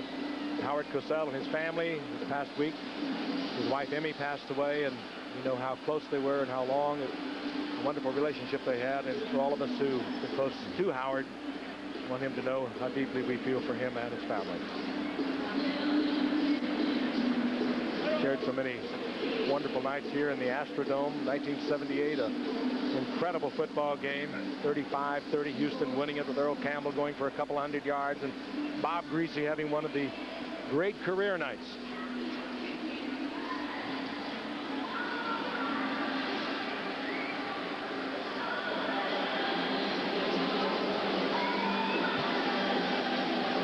First half winding down as Buffalo leads it by a score of 14-13. 40 seconds remaining in the half, and the Houston Oilers have all of their timeouts remaining.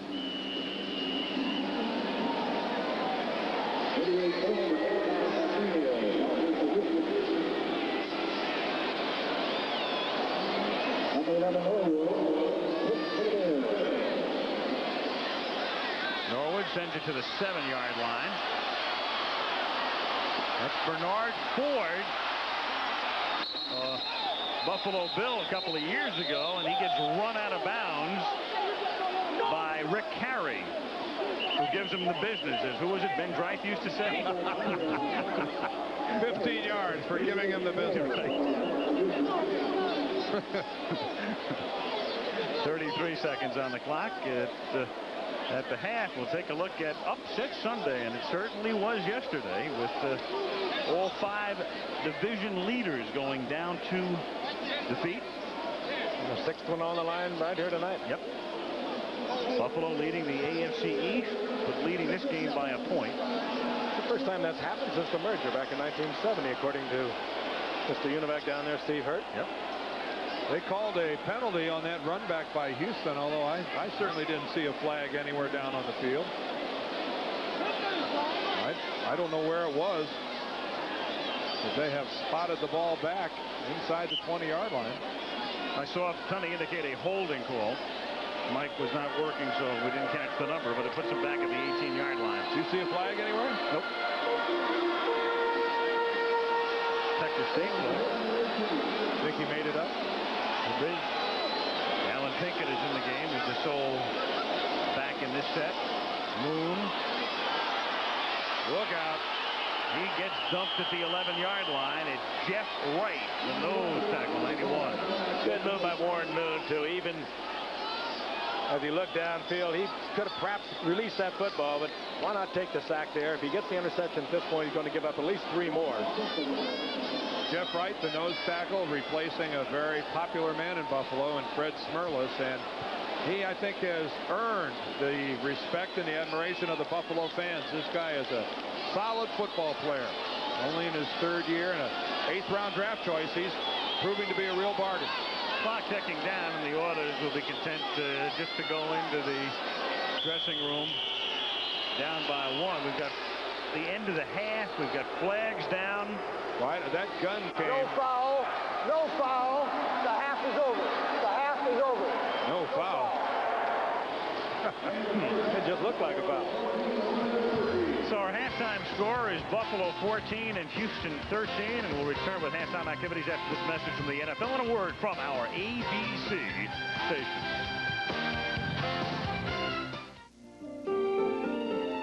This is the most important line on the field. It's the goal line. And I've got a play that's going to work magic every time we score. I know you're all counting on me. And I know every touchdown makes a difference to each and every one of you. We're all part of this club, and we're all part of this team, and most important, we're all part of this community. I'll show you how it works. This is a magical play. Watch and see. Since I teamed up with United Way, for every touchdown I scored during the season, a special group of corporations have pledged to make contributions to help kids cope with tough problems they face growing up in our society today. So far, that's meant more than $47,000 to United Way. I want to thank the people of Buffalo who give to United Way, and especially the corporate leaders who are members of my Jim Kelly United Way End Zone Club. The United Way is a great way to give and a great way to care. The United Way brings out the best in all of us. This message furnished by the National Football League. And now, another Coach's Corner with Hayden Fox. Luther here said some pretty rough things about Buffalo. I think he wants to make an apology. Go ahead. Yeah, sure. Well, I like Buffalo. I said something, you know, they were about not going back. You know, even if they won, and I didn't mean, you know, it's great. I like Buffalo. I like it. It's an apology if I've ever heard it. Watch Coach tomorrow night after Roseanne. Now, a new Cadillac is an even more brilliant deduction, because with special Smart Lease terms, you can drive a sedan DeVille with no money down for as low as $499 a month for 24 months. Year-end opportunities like this may allow the smart money to capitalize on tax advantages. And with terms starting as low as $499 a month with no money down, it's never been easier to move up to Cadillac. See your Cadillac Connection dealer today. It's gone. But it isn't. Vicks introduces an incredible new cough drop. It's gone, but it isn't. A cough drop so powerful, it keeps on working even after the drop is gone. It's extra strength Vicks, a new kind of Vicks with twice the Vicks Vapor Medicine to relieve your cough and help your scratchy throat and stuffy nose feel better, even after the drop is gone. New extra strength Vicks, extra strong to work even after it's gone. KTRE, proud of East Texas.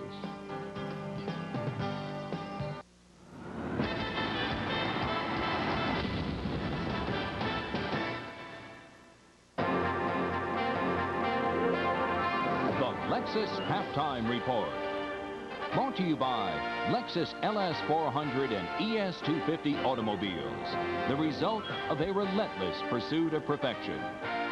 Here now, Frank Gifford.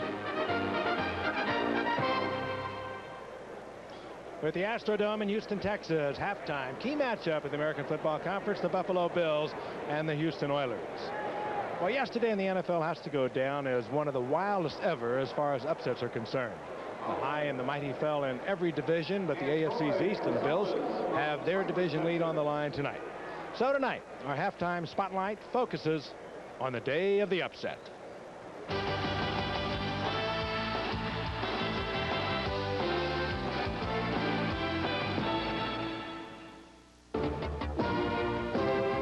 Today's headlines proclaimed upsets throughout the land. The Rams have struggled all season, but yesterday against their arch rivals, the 49ers, they came up big in the air and on the ground. Cleveland Gary has become the latest in a long line of running backs to flourish under John Robinson. His 3 touchdowns led the way as the Rams shocked San Francisco. In Philadelphia, something had to give. The Eagles had won 4 straight, and the Giants had yet to lose. Keith Byers shredded the Giants secondary all day, including this 54-yard catch and run, which was the longest play against the Giants defense thus far this season.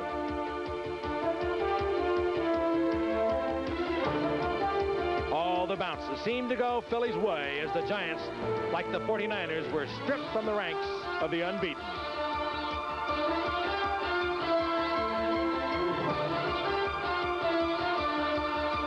After the first 7 weeks of the season, the Vikings had the worst record in football, and their star running back was relegated to the bench. But yesterday, Herschel and the Vikings walked all over the Bears. The Vikings also did it through the air. Rich Gannon threw 3 touchdowns as Minnesota won their 4th straight game.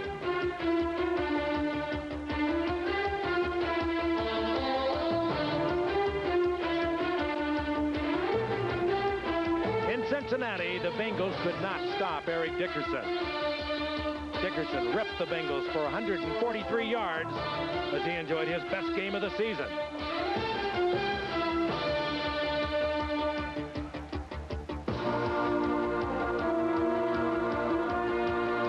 quarterback Jeff George had the hot hand again. He threw 3 touchdown passes, including this one, to the veteran Stanley Morgan, as the Colts won their 3rd in a row and kept themselves alive in the hunt for a wild card spot.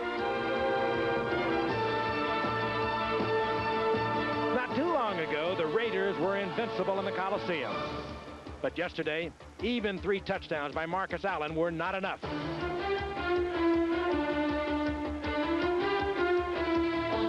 Bill Jones caught 2 11-yard touchdown passes as the Kansas City Chiefs swept the season series and capped off an incredible day of upsets.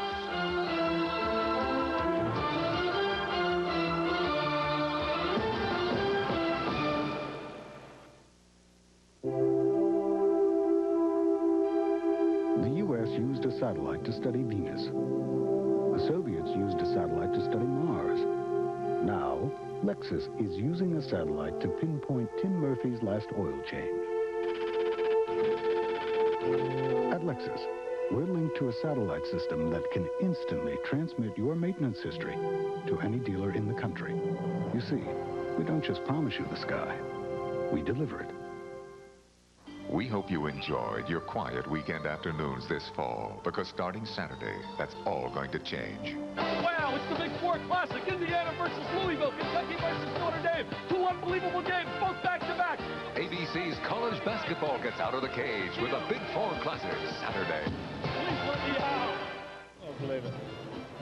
Back in the Astrodome, where Buffalo leads the Houston Oilers 14-13 at halftime.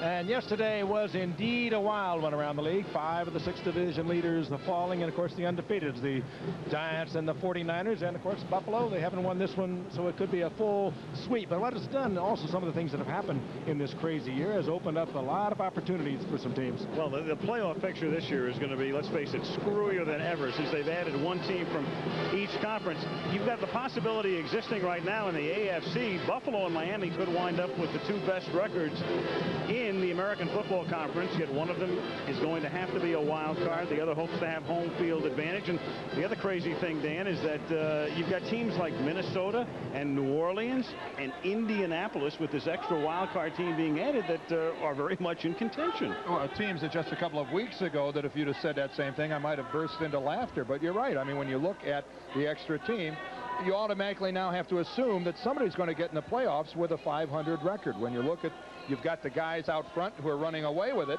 but you look at everyone else bunched together, I wouldn't be surprised to see 500 get in.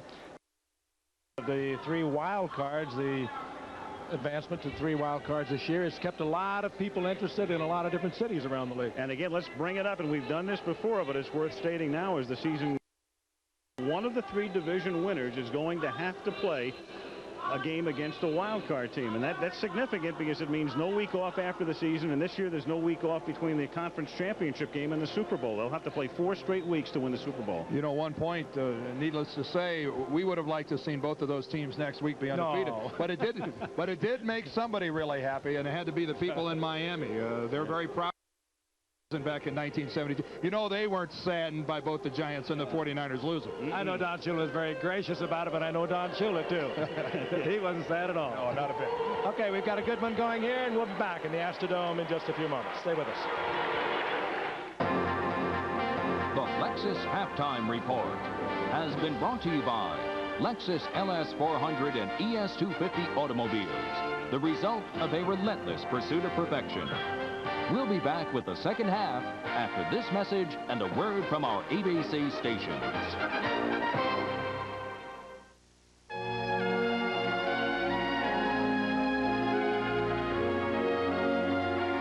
After years of intense work, Lexus is ready to celebrate. Because even at the equivalent of 145 miles per hour,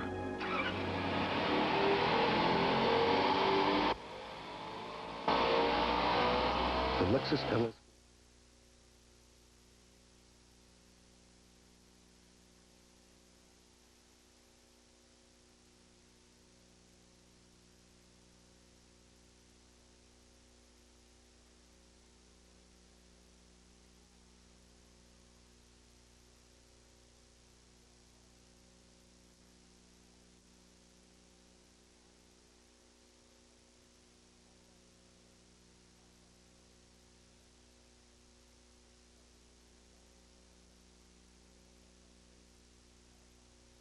An 18-wheeler in Nacogdoches. It took the jaws of life to free him from the wreckage. With a look at the weather, here's Dan. Some scattered showers around East Texas, but the best chances of rain are tomorrow. As an approaching cold front is going to give us a 50% chance of rain or thunder showers through the day. Tomorrow, high about 78. With the scoop on hoops, here's Rob. All right, Dan. Well, the SFA Lumberjack basketball team opens the regular season tonight against Southwest Conference foe Houston. We'll have highlights. And the football team opened the first full day of all-season workouts. They were missing two key ingredients from last year's squad. We'll tell you who tonight. Bert? Thanks, Rob, and we'll have more news, weather, and sports after the ball game. We hope you'll join us. Georgia, you're a nurse, and you had hemorrhoid surgery 15 years ago. Why did you choose laser surgery this time? I had heard. On towards the eastern seaboard, we think Thursday is the day you're getting a shot at the results. The results were great. Everything I expected, less painful, and I found junior staff very supportive. Thank you. Don't tell me you're still wondering what kind of truck to buy. Listen up, I'm only going to say this once. The Chevy full-size has a bigger...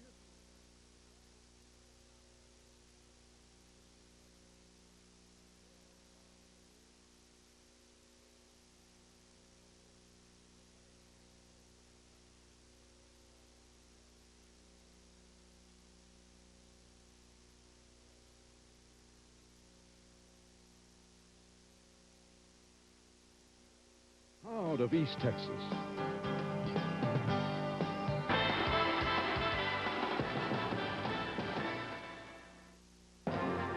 ABC's Monday Night Football. Brought to you by Today's Chevrolet, who invite you to see why more people are winning with the heartbeat of America. And by Budweiser, the king of beers, with that clean, crisp, cold taste. Nothing beats a Bud.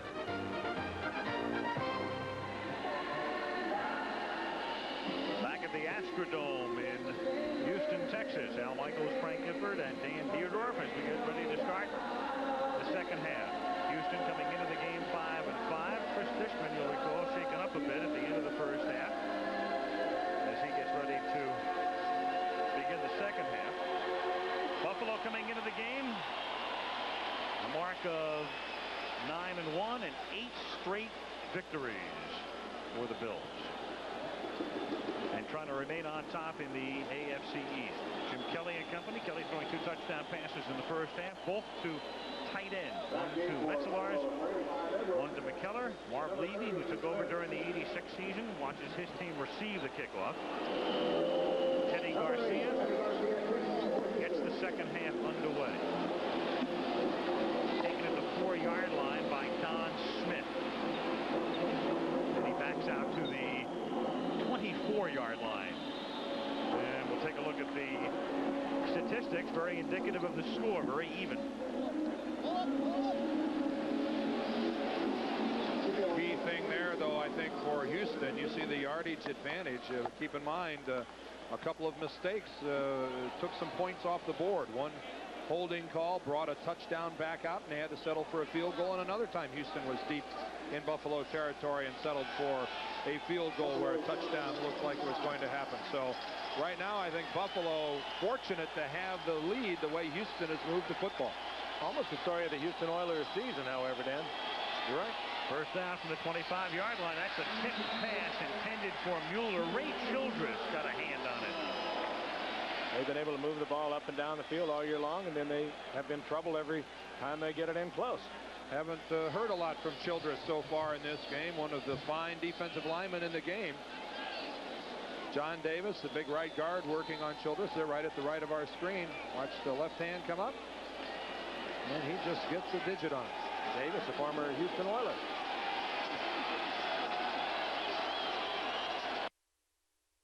From the 25.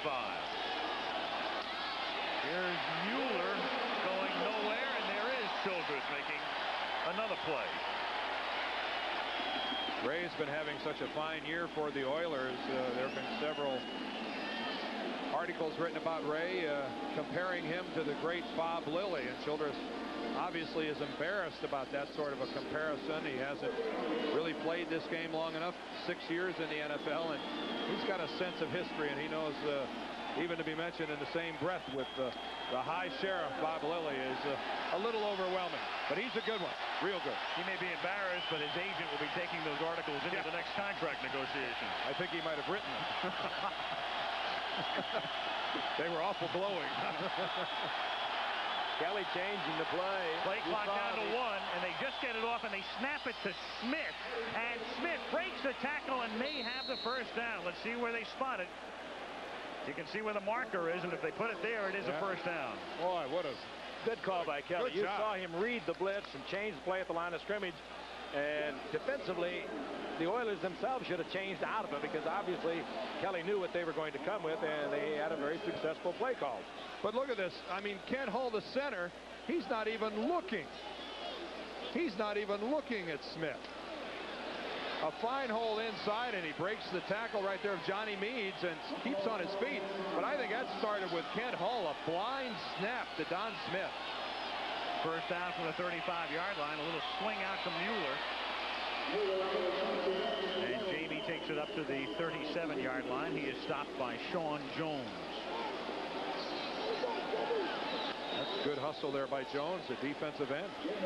Coming upfield and trying to block the pass and then falling back off and making a tackle. It's not often you see a defensive end with that kind of hustle. Bills back out here offensively in the second half, going back to what they wanted to do at the very beginning of this game. That is control the ball on the ground, do high percentage stuff, run the clock, get the points up there, but keep the offensive unit of the Houston Oilers off the field. 2nd and 8. Tunney signals time here. By the way, we started this half with a look at Dishman on the sideline. He is not in. It's Steve Brown playing the corner. And the whistle is because Sean Jones needs some medical attention. Sean Jones was just standing up ready for the play to begin and then just went down on his knees. I think you might have to hope that's a cramp. He acted much like it was a cramp. Dishman, he actually was hurt in the first quarter and was able to continue playing throughout the first half. Now he's on the sideline.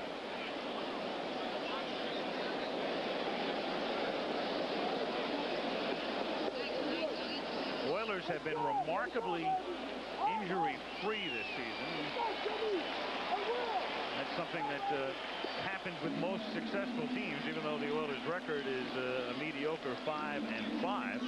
In Pardis' first year, he's been able to keep most of his lineup intact on both sides of the ball. There, however, is Steve Brown, who was a long-time starter at corner and then lost his job to Dishman in training camp. And this is one of the defensive improvements the Oilers feel that not a good they sign have there. made this year. That's at the corner with Richard Johnson and Chris Dishman, and that's not a good sign when you start taking off the armor.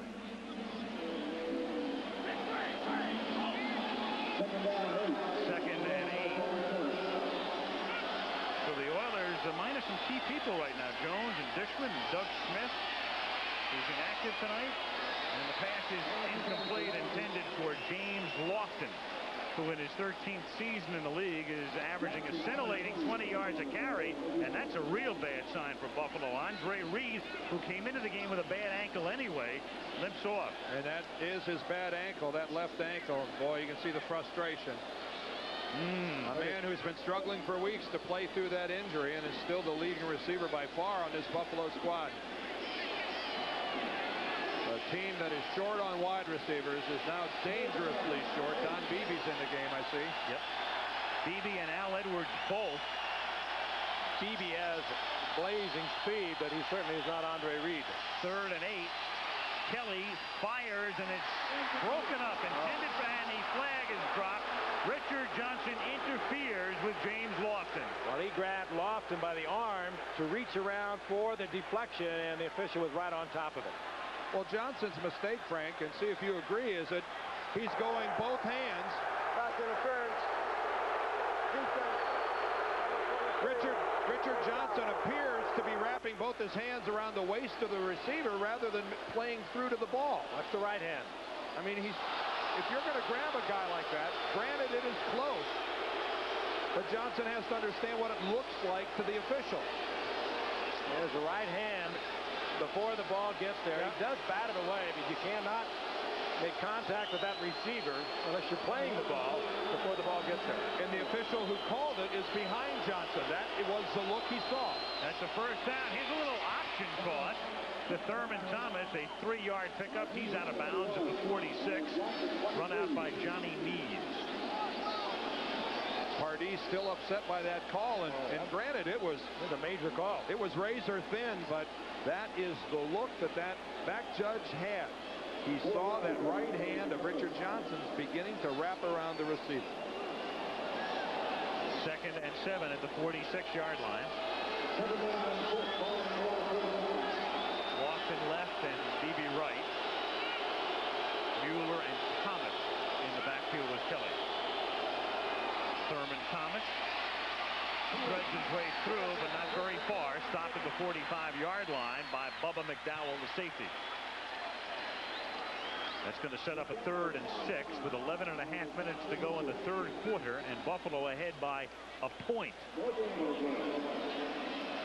Andre Reed coming back into the lineup, but he does appear as though he's limping a little bit. Dan, I know you probably had a sprained ankle, perhaps you too, Al, but when they start to get well, you play on it, and all of a sudden you hurt it again, you're tearing adhesions or whatever, but you seem to always be able to get back into it. He is split to the left on 3rd and 6, and Kelly goes underneath to Don Smith, and the 3rd down specialist does it again. Takes it to the 33-yard line. The unheralded Don Smith, picked up as a Plan B acquisition from Tampa Bay, and as an unsung guy in this Buffalo offense, has done some job this year. What a nice move. He put on a would-be tackler. Little head bob. There he just drifts out of the backfield. No, he's secondary receiver. No one to pick up. There's no blitz. And there is Johnny Meads, who just was left looking for you know what. And it was on the carpet. 1st and 10 from the 33. Here's Thomas behind Mueller. And Thurman Thomas picks up about 7. Al Smith, number 54, makes the stop. Al Smith, a guy that we haven't been talking a lot about tonight, but he is a guy who has settled in there at that middle linebacker position for Houston. John Grimsley has been the guy that's been in the middle, but Grimsley a holdout this year, and Al Smith has settled in, and Pardee and his staff could not be happier about the play of this young guy. Number 54 is going to be clogging the middle for the Oilers for a long time to come. Meanwhile, Buffalo is, we look at offensive coordinator Teddy Marchibroda picking the seconds off here in the 3rd quarter. 9.5 to go. They need 3, and they pick up those 3 and about 4 more on a completion to Lofton to the 18-yard line. He is stopped there by Brown. You know, we saw Ted Marchibroda. People still think Buffalo has a very conservative offense, but you go back to last year, only the 49ers and the Rams scored more points in the entire league, and this year Buffalo has scored more points per game than any team in the league. Well, what they have is what everyone would like to have offensively, and that is balance. I mean, they have the skilled passing game. They have the people like Lofton and Andre Reed, but they still have the weapons like Thurman Thomas and Don Smith and Mueller running the football. A tremendously balanced offensive team. 1st and 10 at the 17-yard line. Kelly going for 6. Too deep, intended for Reed, who was covered by Brown. Interesting connection. What comes around goes around, they say, in pro football. But Teddy Marchibroda, who we saw a moment ago, Marv Levy, and Jack Pardee, all were disciples literally of George Allen when they were all at the Rams together. And Marchibroda coached, as did Marv Levy. Then they went to the Washington Redskins, where Jack Pardee was an all-pro linebacker, as he was with the Rams, and we were laughing about it tonight. And Teddy Marchibroda said, how about George Allen? 6-5 this year with Long Beach State. Yep. But they were all together at one time or another, and it indeed does come around and go around. 2nd and 10. This is the opening drive of the 2nd half. As Kelly throws behind the intended tight end, Keith McKellar. The intended receiver couldn't hold on the errant throw by Kelly, and we have 8:35 to go in the 3rd. 3rd and 10. You can see every player as they walk back to the huddle glance up at the video replay screen here in the Astrodome. These guys are getting their film work in early. You know, it's a real tool for these players to be able, there you can see it up there at the top. It's a real tool for these players to be able to look at that thing as they walk back to the huddle. 3rd and 10 at the 17. Blitz. Sack. Johnny Meade. Oh, and what a time to have the call. 5 receivers out, and the count just didn't match up. They didn't have enough people to pick him up. It wasn't because Thurman Thomas didn't step up and make a great block, but just, we bring more than you got. Look at Meads here at the bottom. Watch Thurman Thomas step up in here and make this block. He gets Al Smith. Look at Smith go upside down, but I'm afraid they accounted for everybody except one, and there just wasn't anybody to block Meads. That turns a 35-yard field goal attempt into a 43-yard attempt. Scott Norwood.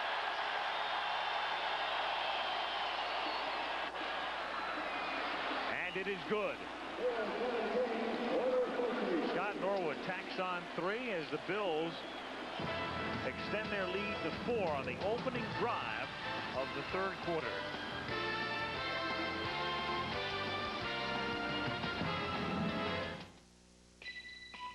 This is the Chevrolet Caprice. It has the highest highway mileage of any V8-powered car in its class. In fact, its V8 fuel economy challenges that of many smaller V6s. So when it comes to preserving a natural resource, you can make a beautiful contribution. A 1991 Chevrolet Caprice. Prepare to be impressed. And now it's easy to win with a heartbeat. Yes? Our guests are arriving. When will you be here? Almost finished. Okay, but hurry. That'll do it. Got the report done for the office. The Tandy 1000 TL2. Powerful enough for business, affordable and easy enough for the whole family. Specially priced for Christmas. Save $200. Only at Radio Shack, America's technology store. Nobody compares for Christmas shopping. I'm your #1 fan. I'll take good care of you. My name is Annie Wilkes. Guess it was kind of a miracle you finding me. In a way, I was following you. You were following me. I think one of my clients, Paul Sheldon, might be in some kind of trouble. Eventually, you'll come to accept the idea of being here. Annie, whatever you're thinking about doing, please don't do it. Trust me. God's sake. It's for the best. Misery, rated R. Starts Friday at select theaters. Wow, it's the Big Four Classic. Indiana versus Louisville. Kentucky versus Notre Dame. 2 unbelievable games, both back-to-back. ABC's college basketball gets uncaged Saturday.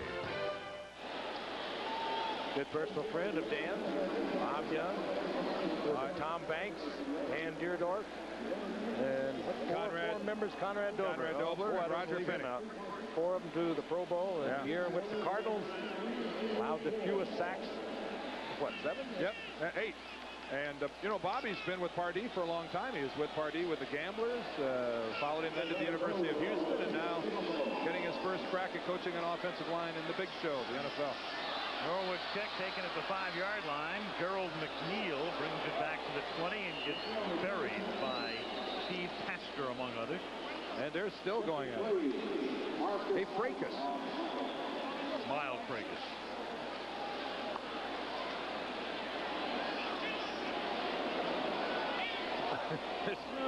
Maybe someone is glued. Oh, now we're still going to push and shove here.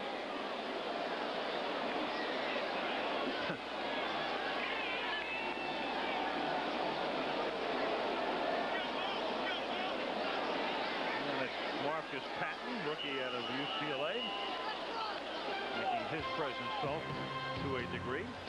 Take a timeout here with 7:54 to go, 3rd quarter. Holiday greetings from Budweiser.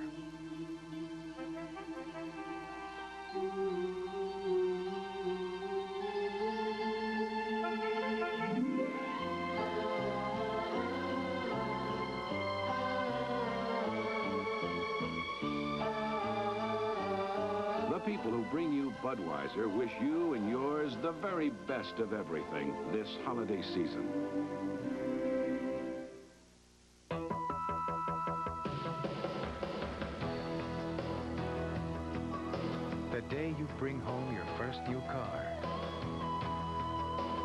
is like no other day. And the first car more people bring home is Chevy Cavalier. That's why more people are winning with the heartbeat of America. And now it's easy to win with an efficient new Cavalier. Merry Christmas! Hey, who's this? Season's eatings from Kentucky Fried Chicken. I love this guy. How did you know we wanted a holiday meal? He's got a list. Now get a holiday bucket of chicken, a party-sized bucket of hot wings, or a holiday meal, each for just $9.99. So, really, what do we owe you?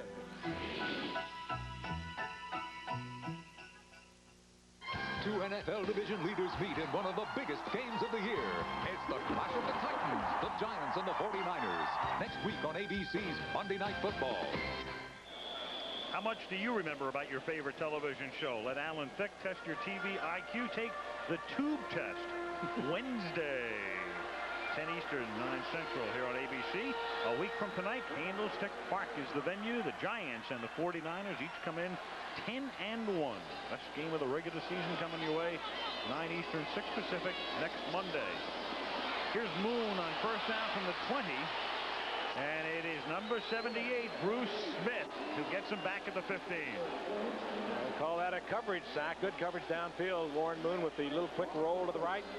Brought it up, was going to fire, and no one was open. He pulled it down, and Bruce Smith was all over him. And they had to have this kind of game from Bruce Smith tonight. Well, Bruce gets his second sack of the evening, and it's really just a hustle sack. Goes upfield and comes in the back door. Right there, Moon wants to deliver it. See, Maggs really did a pretty decent job of running Bruce all the way upfield. Warren really wasn't even contemplating throwing the ball there. If Bruce wouldn't have gotten him, someone else would have. 2nd and 16 from the 15-yard line. Moon throwing his 10th pass of the game. It's caught by Lorenzo White, who takes it out, and his flag goes down. 2, in fact, make it a 3rd now. 3 different flags are out at the 23-yard line. Well, I think we've got a clip. I think Jay Pennison, the center, clipped out in the open. I thought definitely hit his guy from behind. Might have 2 separate fouls here. 2 of them came out at once, and then there was a very late flag. Offsetting fouls. Personal foul, number 46 defense. Illegal block in the back, number 52 offense. Fouls will offset. We'll replay the down. Leonard Smith with a personal foul.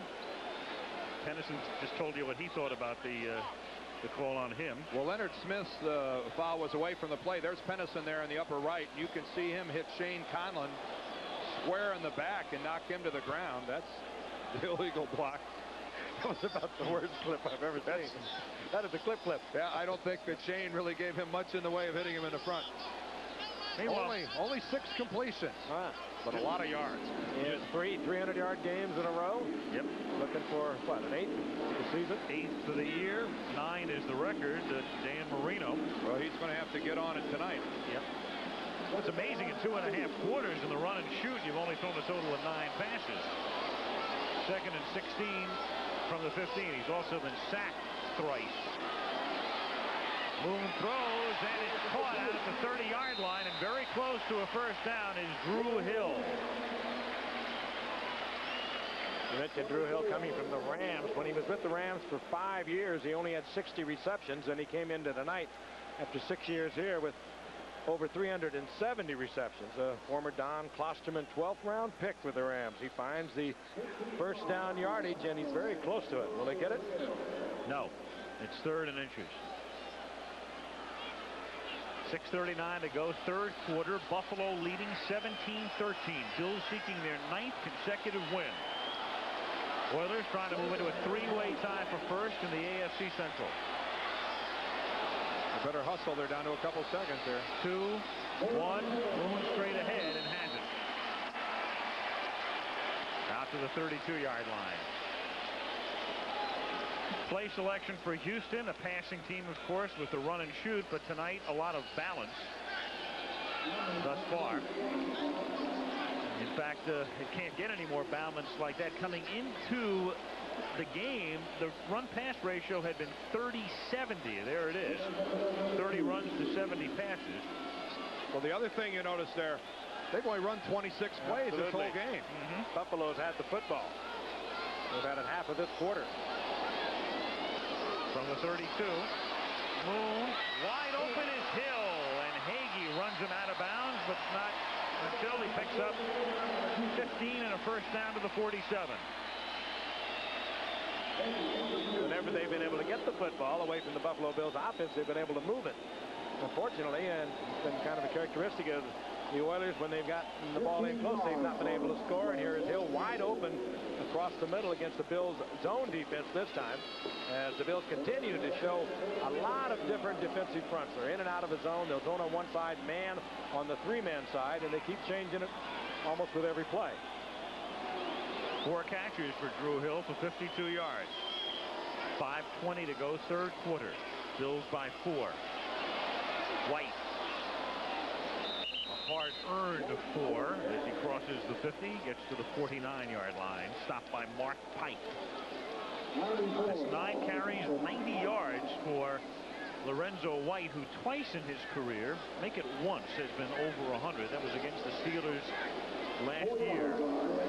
And one other time, 97. So already it's the 3rd biggest night of his career.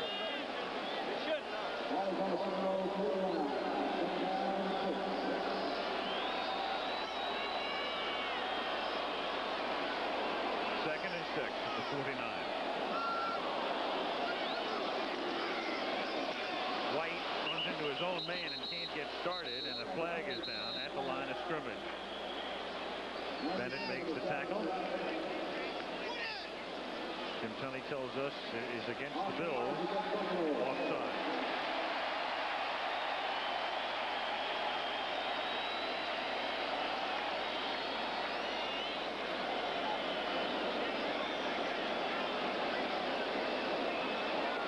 Now Tunney's going to check with defense. Offside. Lined up to neutral zone. 5 yards. Still second down.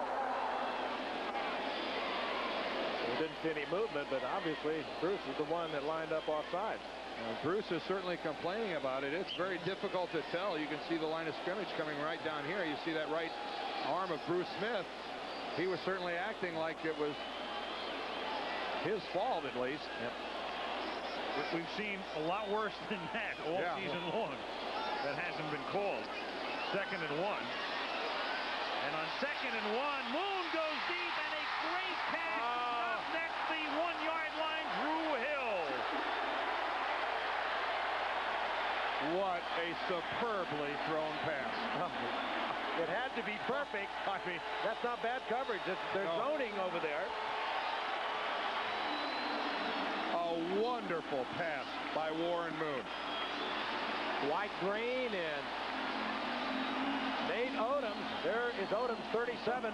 Green is coming over into the hole. That's twice this combination has been burned tonight. If you just drop this in on a string, it couldn't have been more perfect than it was right here. What concentration on the part of the veteran, Drew Hill. Until that moment, the Bills were the only team in the league to not allow a play of 40 yards or more this season. That's the first, and it's 1st and goal, and here is White, and White tries to burrow his way in and does. Touchdown. This time they stick it in.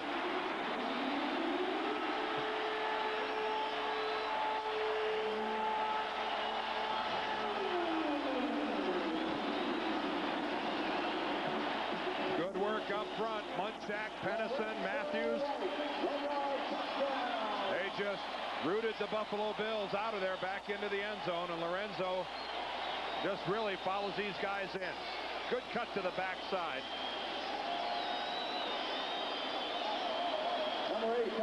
But the long pass from Moon to Drew Hill.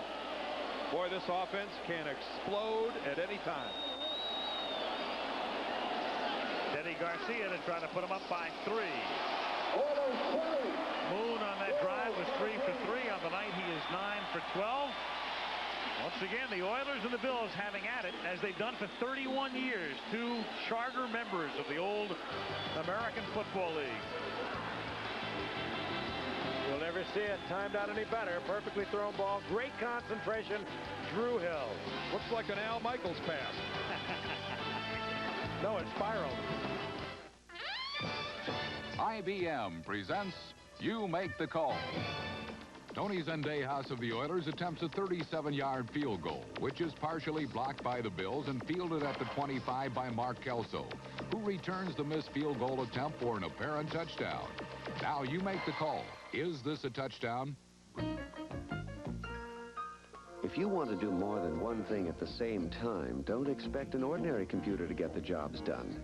But an IBM PS2 with microchannel can crunch numbers, search files, share information, revise graphics all at once. With microchannel, a PS2 can work harder than ordinary computers, so you can get many things done at the same time without going to pieces. To be more productive, how are you going to do it? PS2 it. What call did you make? A defensive player who gains possession of a missed field goal, blocked or otherwise, can legally advance it, in this case for a touchdown. Seems to me a new car warranty should cover the entire car for many miles. Now take Ford Taurus. Its basic warranty ends at just 12,000 miles. But the basic warranty on the new Cutlass Supreme goes a bit farther. Like from New York to L.A., back to New York to L.A., to New York to L.A., to New York to L.A., New York to L.A., to New York to L.A., to New York. Plus a trip to Anchorage, Alaska. Cutlass Supreme with its bumper-to-bumper plus warranty. Here's one car that does it all and does it right. Hey, Dad. This is the new generation of old. Sunday, Arnold Schwarzenegger is a human time bomb, and he's set to blow. Commando, Sunday. As we come back, Don Smith downs the kickoff in the end zone. Beach balls flying around the Astrodome, and it will be a first down at the 20-yard line. Drew Hill, along with Hayward Jeffries, two of them having a laugh over that 43-yard reception. And it brought out the pom-poms and a little excitement here in the Astrodome. Those receptions by Hill now give the Oilers 3 receivers with more than 50 receptions. 3:08 remaining in the third. This is how the roomy new Cutlass Supreme SL looks after traveling 300 highway miles on just 10 gallons of gas. And this is how Honda Accord looks after the same challenge. Well, if it hadn't run out of gas 20 miles back, you'd see that it's smaller and it's blue. Next trip, Dad, it's yours. Who says you can't get great gas mileage in a roomy, comfortable car? Cutlass Supreme is one car that does it all and does it right. This is the new generation of old. Chris Berman for Bud Bowl Update. It's been almost a year since that controversial fumble gave Budweiser the win in Bud Bowl 2. Bud Light has struck back by making quarterback sensation Bud Dry its top draft choice. Big and bold with that rifle arm. Bud Dry is the coolest thing to hit the PFL since Budway Joe. Will Bud Dry sign in time for Bud Bowl 3? Bud Bowl Update will keep you informed as this all-important story develops. It's almost like cheating. You get a good shave, and you don't get the negative side effects. I'm very pleased with the Norelco. It's close. I don't have any, no stubble, feels like a baby's butt. Now, Norelco's patented lift and cut system has been improved to lift each hair and cut it even closer without the blades touching your skin. The idea of shaving is to get a, smooth appearance, smooth skin. And if you're going to do it, you might as well be comfortable doing it. The new Norelco, a new level of closeness and comfort. O.A. Phillips is that man's name.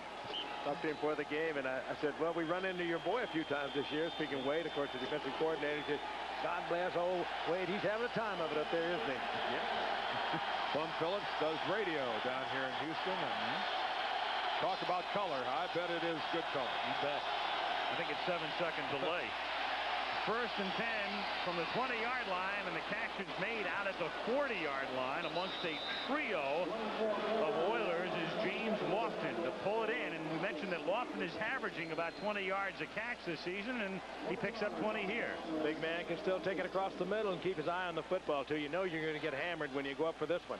He looks it right in, hugs it to the body, does not catch it with the hands where he could lose it. and comes down with it. Well, James has to step to the front here a little bit with Andre Reed being slowed with that ankle. A lot of pressure now on James Lofton. James Lofton, only man 34 or older, averaging 20 yards a catch. The other, Harold Jackson. Thurman Thomas threads his way for 7 out to the 47-yard line. Every 2nd and 3. Jack Pardee, remember he coached the Bears and the Redskins. He's been the coach of the year in the Old World Football League, in the NFL, in the United States Football League, and he was the coach of the year in the Southwest Conference when he headed up the Houston Cougars. And All-Pro with the Rams, All-American fullback, and of course All-Pro with the Washington Redskins. Quite a career. 2nd and 3 from the 47. Thomas again seeking that first down and should have it.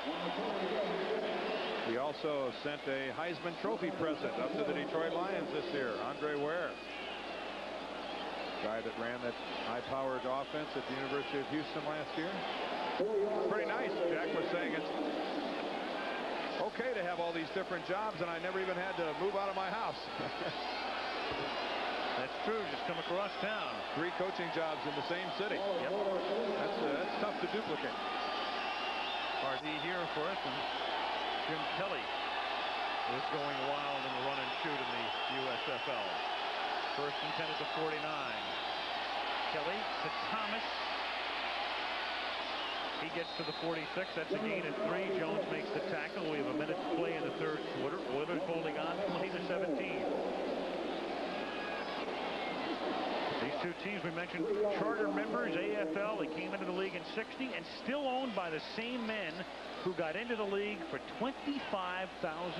That was the investment made by Ralph Wilson of Buffalo and Bud Adams of Houston.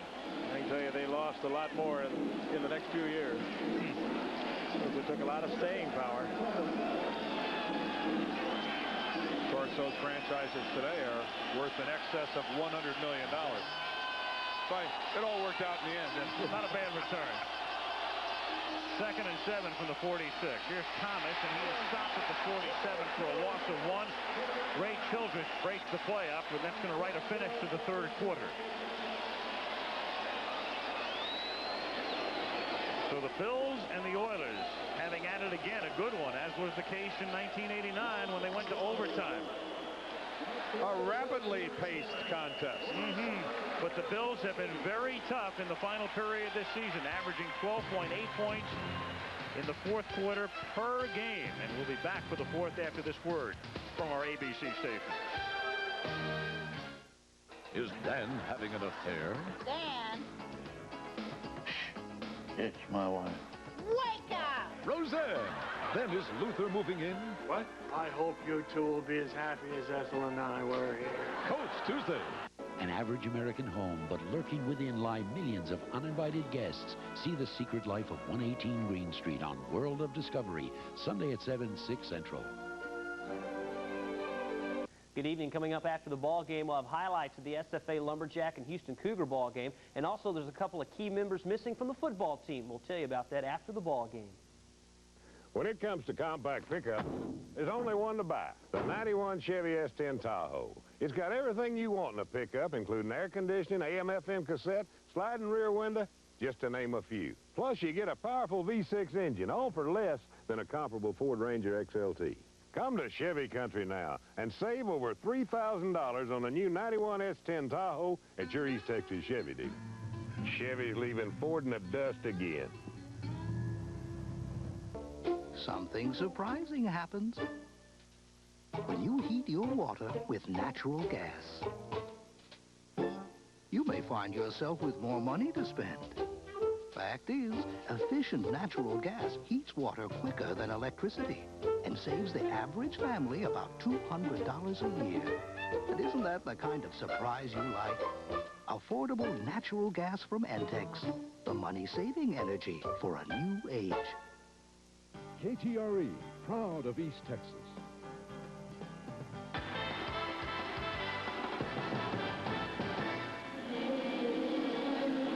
Talked about Ralph Ralph Wilson, one of the original owners, and Bud Adams. And, of course, these guys have owned their teams for 31 seasons, but neither has been to the Super Bowl. And what a vote of confidence he gave Marv Levy early on. Al talked earlier about all the problems that took place with the Miami game, that they lost by 30-7, and there was all kinds of indications that the team is going to fall back into the problems that have besieged him over the past. A lot of bickering, a lot of fighting. He came in and said, Marv Levy is the boss. Anyone who doesn't agree with that can get out of here. There are the teams listed there, the 10 of them that have not been to the Super Bowl. We start the fourth quarter at 3rd and 7, and Kelly has to dump it off for Smith, and Don Smith nearly breaks loose but doesn't. Comes up a couple of yards shy of the first down. It was William Fuller and Childress in on it. Let's take another look one more time at that graphic showing you the teams that haven't been there. The Bills and the Oilers, and there are their records right now. And of course, it's well noted the Browns, historically noted as the best team ever to get there, and they're not going to come close this year either. Cleveland at 2-9 at this point. Rick Tootin the kick on 4th down. Fair catch called for and made by McNeil at the 11. Moon and the Oilers have it deep in their own territory as we have started the fourth quarter.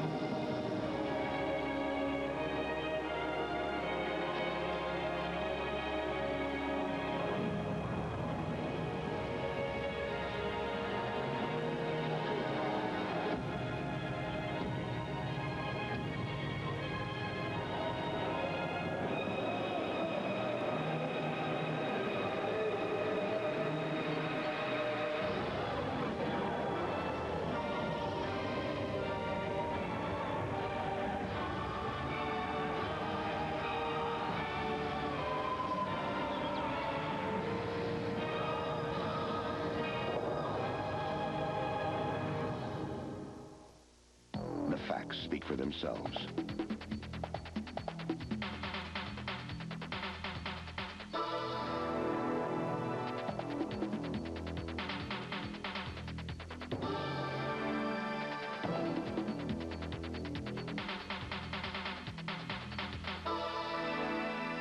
From personal to advanced full color, America's most popular copier is Canon. Call toll-free 1-800-OK-CANON. The 10-1 New York Giants, the 10-1 San Francisco 49ers, the almost perfect matchup next week on ABC's Monday Night.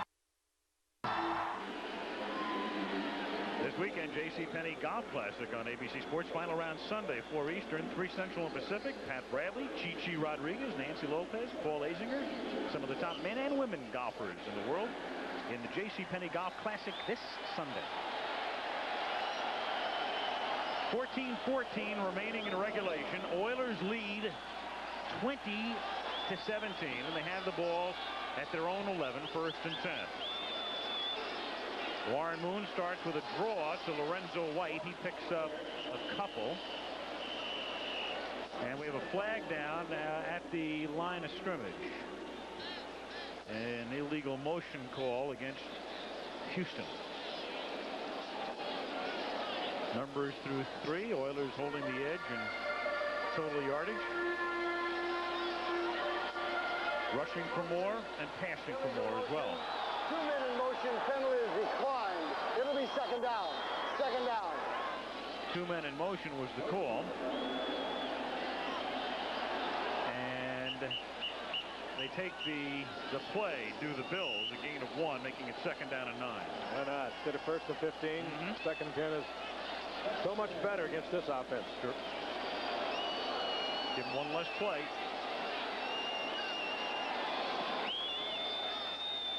Second and 9 from the 12. The blitz. Moon gets the pass away. It's caught by Givens. Nice little spin move. That's the 1st down and a lot more, and he's wrestled down by Leonard Smith. An excellent blitz adjustment by Ernest Givens. Warren Moon doesn't have any trouble seeing it coming. But Ernest Givens, he sees the blitz to his inside, immediately breaks off his pattern. Dwight Drain then misses the tackle on a nifty move back to the inside of the field by Givens. That's just fine coordination between a receiver and quarterback, and Buffalo gambled and lost.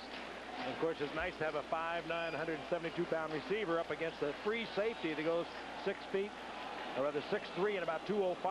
You just can't believe how many receivers in this game, though, don't read that blitz and don't alter their pattern. 1st and 10 from the 33-yard line. Bennett comes in from the backside, but they take care of him. It's tipped, and then it's caught, and then it is dropped and incomplete. In and out of Drew Hill's hands, and ruled an incomplete pass after all that. David Poole, playing in that short zone, got a hand on it, I think. That's a deflection right there, and good hands by Drew Hill, but he can't hold on to it. Almost manages with the feet. Good hands, good feet. Yeah.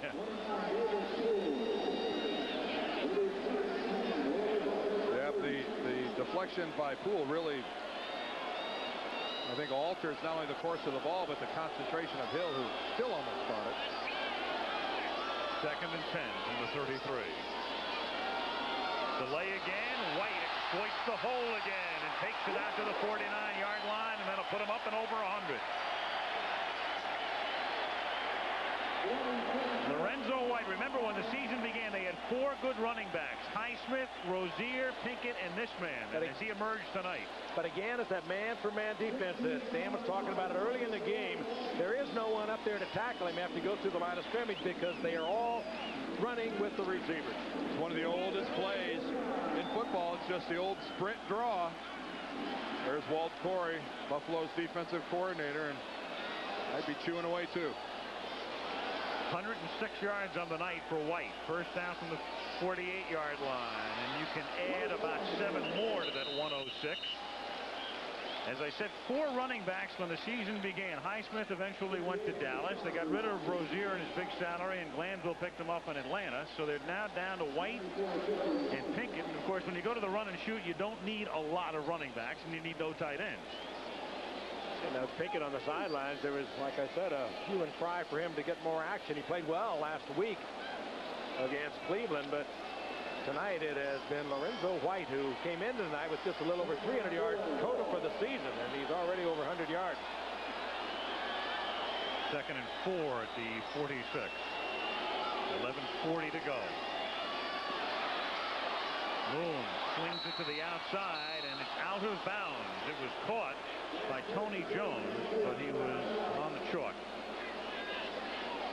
Yeah, look at Tony Jones, and you really wonder what's going on in this game. He's 5'7", 139 pounds, the rookie out of Texas. Look at the arm on Warren Moon. He just fires that. No setup. But he does get it late, and it's incomplete. There he is. He is a small one. Never thought I'd see the day when Gerald McNeil would look bigger than another player on the field. And yesterday, the two of them were playing a little catch on the sideline, and McNeil noticeably bigger than Jones. 3rd and 4 from the 46-yard line, and a little dump-off screen to White, who went down to one knee, and by the time he regains his balance and thrusts forward, he is a little bit short of the 1st down. Stopped by Leonard Smith. Well, here's an interesting thing. We talked about the run and shoot offense. Jack Pardee does not have a tight end. And so if you want to go on 4th and 1, I don't know what you go with. You go with 4 wide receivers. 4 wide receivers on 4th and short. They haven't punted yet tonight, so why break the pattern? Ball is at the 42. It's 4th and inches. 11 minutes to go. Oilers lead 20-17. Well, Warren says, I want to talk this over, Coach. Yep. And Jack Pardee, you know what George Allen would do right here. Never a doubt. He would punt the football. You would not put your defense in a perilous position on this side of the 40-yard line. You would punt the ball and make them go 80 yards or more for a touchdown. Very interesting. I think Jack had called the play, sent it in, and I think it was Warren Moon who decided, hey, let's talk this over. Yeah, the body language on the sideline indicated he was going to go for it. Meanwhile, they can request and get a measurement, which they do. Then it's a charged timeout. This is a Houston timeout and a measurement as well. If I was a coach, I would go out there with my offensive team, line them up on the ball, let the quarterback bark about 12 signals, try to get a guy across the line of scrimmage, give the center instructions that if somebody comes across, go ahead and snap it. Take the 5-yard penalty. And if you take the 5-yard penalty, it really puts your punter in even a more desirable position than he was before. Of course, that's what the Buffalo Bills are talking over the sideline. They're saying, hey, they're going to come out. They're going to try and draw us offside. Now, the other side of that is I'm asking a coach who employs the run and shoot to use a conservative game plan. I don't know if it's possible. 4th and inches, ball at the 42.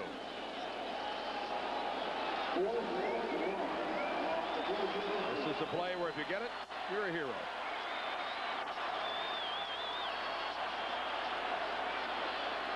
White behind Moon. Givens in motion. Moon himself has it. Easy.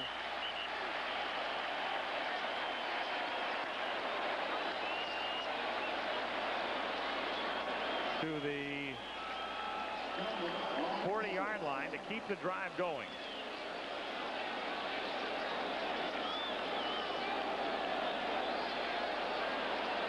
Well, it certainly appeared that the surge was there easily enough, and I guess what Jack Pardee is saying, he's got an awful lot of confidence in those two hosses he's got at guards, Bruce Matthews and Mike Munchak. We want to stand corrected on something. Kenny Wolf checking with the sideline here. They did not charge Houston with a timeout. That was the slowest, longest measurement that enabled the Oilers not only to decide what they wanted to do, go for it or not, but to play as well. Clever by Moon. He walked over to the sidelines, and when he got there, he turned to them and said, I want you to measure. Amazing. I've never seen that. First down from the 40-yard line. Moon, and it's dropped at the 37-yard line. It was a full 30 seconds before they even brought the sticks in that time. Well, there is a classic look at a receiver, and a good receiver with over 50 receptions, taking his eye off that football before it got there and thinking run before he had the ball tucked away. And this Givens, and those are the ones you'll dream about. 2nd and 10. Houston at the 40. 10 minutes remaining, 4th quarter. Oilers on top, 20-17.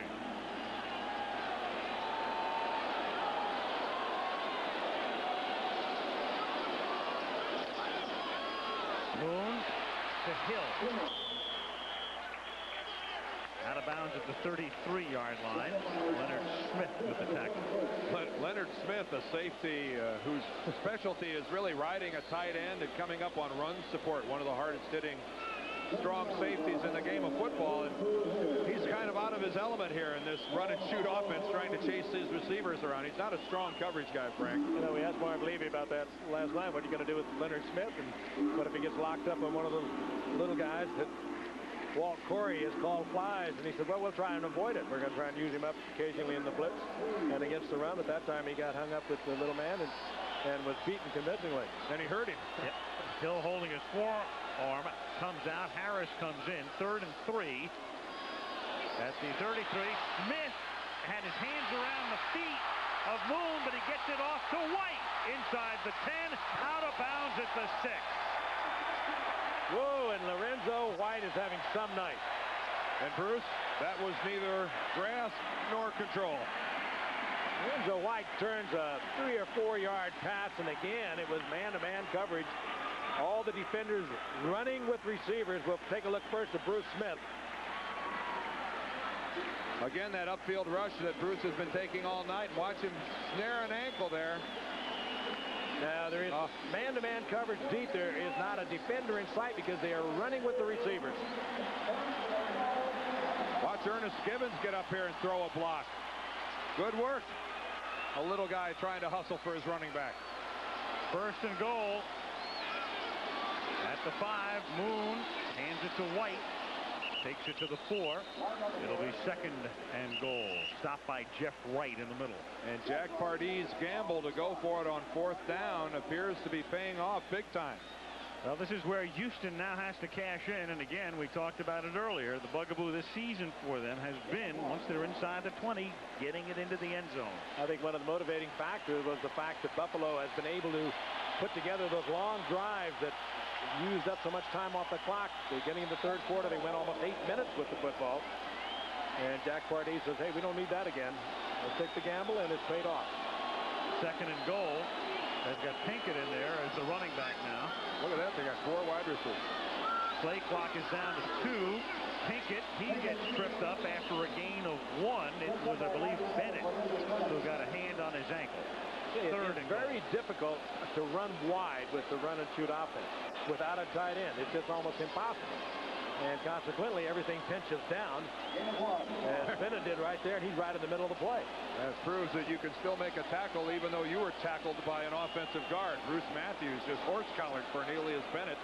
Bennett still able to make the tackle. Matthews got away with a pretty good hold there. Well, they've almost got to put the ball up. Now, the defenders, as you can see, are right up now on top of the receivers. Givens comes in motion. 3 receivers going out on the left and 1 on the right. And Moon on third and goal. Throws, caught in traffic in the end zone by Leonard Harris. And Haywood Jeffries made the tackle. That looked like a convention in the back of the end zone. And somehow or other, Moon got it in there. Now, what would you call this pattern? Mass confusion, organized confusion. It's a good thing it worked.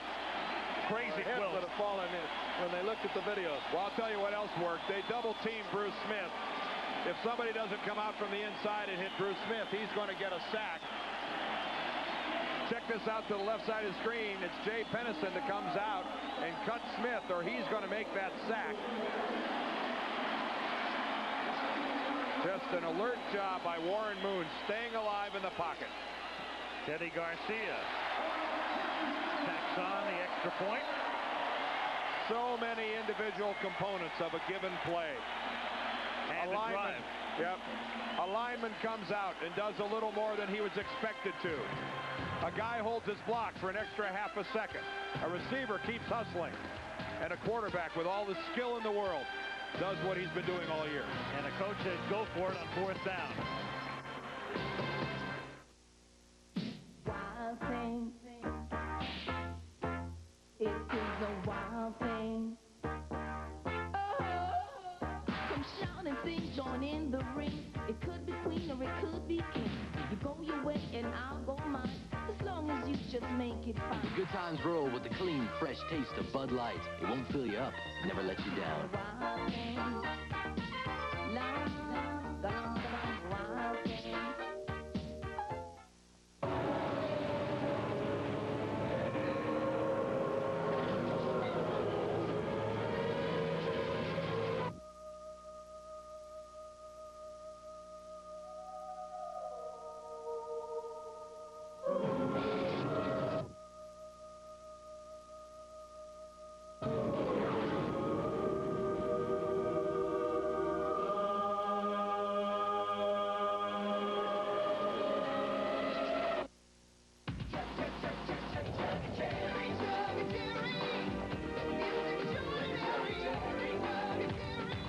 Still going. Nothing outlasts the Energizer. They keep going and going. What is the perfect holiday gift? Time to shop. Clothes? Jewelry? Or dinner? Now you can have it all. I want the fairy tale. It's the perfect gift to give this holiday. Pretty Woman on video cassette. 35. Warren Moon guiding the Oilers down the field, converts on a 4th down himself, pays off with a touchdown pass to Harris. Houston leads by 10. This is Don Smith taking the kick at the 8 and run out of bounds by Orlando without Dawn up at the 28-yard line. Good call, Tony. Right. Warren Moon, so he's completed 70% of his attempts. His average is better than 13 yards per pass attempt. 2 touchdowns. And the Bills find themselves in a very familiar position that they've been in several times this year. Having to pull one out late in the game. We've already shown you that they have led the NFL in scoring points in the fourth quarter. They lead it with 128. But they have won, what, 4 games in the fourth quarter late this year? They've had some miracle finishes. First down, Kelly throws, and they begin this little hope for a miracle with a pass to Smith, and Don Smith goes all the way to the Houston 36-yard line. Boy, has this guy really been a factor in this game? Don Smith, who really lives in the shadow of Thurman Thomas, emerging here tonight. You know this guy's got skills, especially receiving skills out of the backfield, but he's making an impact tonight for Buffalo. 39-yard gain and no huddle. First down at the 36-yard line. Kelly going deep. Beebe's out in front, but he leads him a yard too much. Oh, that was 6. He'd gotten by Patrick Allen. And he represents the speed for the wide receivers of the Buffalo Bills. And that time, Kelly just off the fingertips. And he had him. He was by Patrick Allen, and Kelly led him to the outside. Perhaps if he had led inside, he might have had a better chance to get it. 2nd and 10. Kelly throws it out to Reed, who gets taken out of bounds by Johnson and Brown. I tell you, it's a great pass. Reed was covered as well as you're ever going to cover a wide receiver in that situation, and Kelly just made him catch it. That puts the ball at the 29-yard line. 6:07 remaining. Fourth quarter. 3rd and 2. Kelly throws. It's caught by Reed. That's a first down. He takes it to the 23-yard line. And look at Andre Reed. I mean, now here's a guy that's got a bad ankle. Been out of the game once or twice. They had to go to the sidelines. And he catches a pass like that, and he caught it for first down yardage, and yet rather than go down, tries to stay alive and make something happen. That guy could play on my team any day. First down from the 23-yard line. Kelly under a lot of pressure. And Kelly gets taken down to the 22-yard line as the secondary did its job. Johnny Needs gets credit for the tackle. Kelly not exactly reminding me of another number 12 at quarterback. Rocket Randall. Hardly a scintillating scramble there. Meanwhile, there are the Bills as Kelly has spread it around. 7 different receivers have caught balls tonight.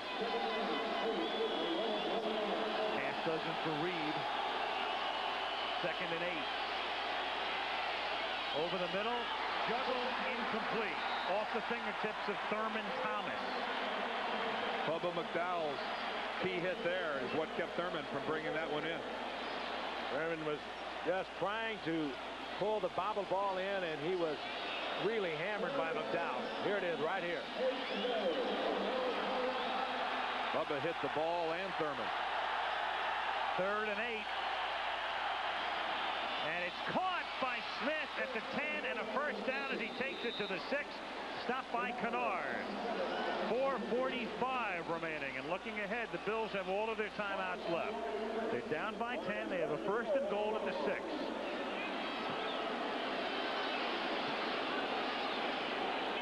Even though they're not using the huddle, what Buffalo did there was take enough time away from the line of scrimmage to allow the Oilers to go ahead and substitute. They're kind of defeating their purpose. Kelly dumps it for Jamie Mueller, and Mueller goes to the 2. Ooh. Oh. Al Smith.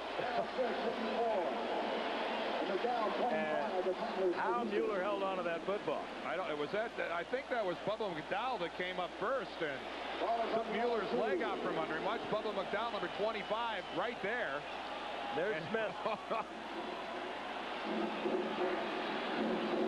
But again, kudos to Mueller for just holding on to the football. Great look, guys. Great look. Craig Janoff and our wonderful camera crew. Great look, guys.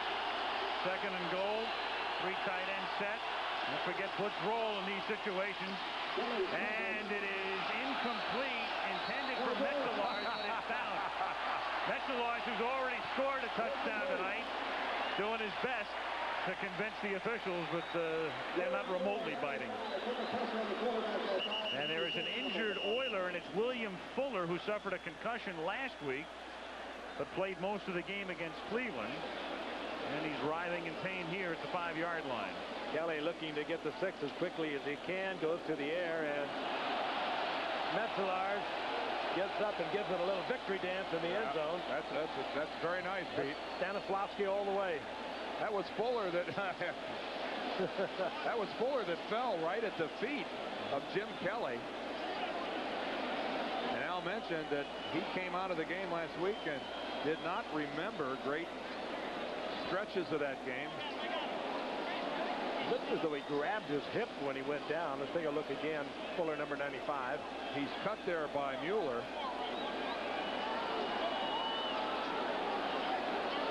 He comes down and lands right on his chest without getting a chance to get his arms out in front of him and break that fall.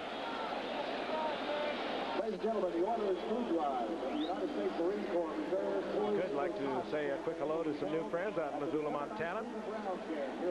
Joining our ABC family of affiliates, we'd like to welcome KTM TV, Channel 23 in Missoula. Delighted you're with us.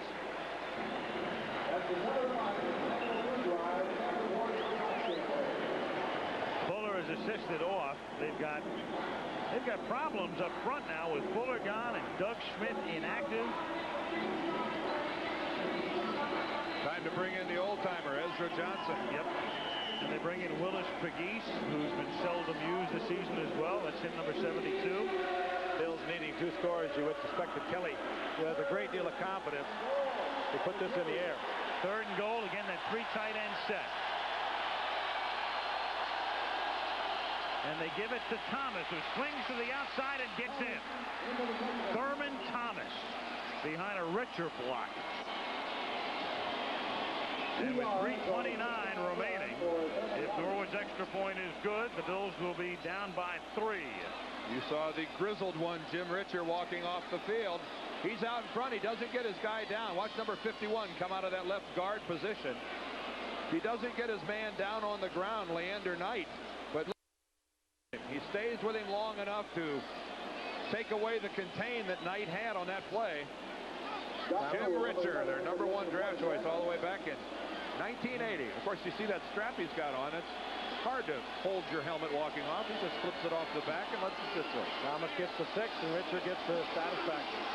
Frank Reich puts it down for Norwood, whose extra point is good, and it's 27-24. So the Oiler lead is 3. 3 minutes and 29 seconds remaining in regulation.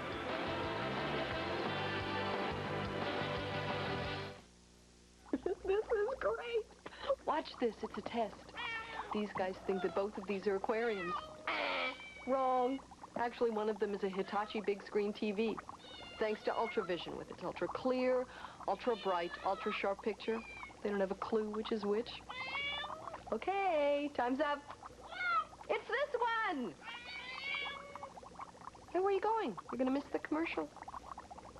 Ultravision, only from Hitachi. The Black & Decker Air Station. It has all the pressure you need to inflate anything. Fast. The Black & Decker Air Station. Always at your service. A McDonald's holiday quiz. What's free when you buy a $5 book of McDonald's gift certificates? And what's only $1.49 with any food purchase? Right, Miss Bianca or Bernard. Food wasn't fun.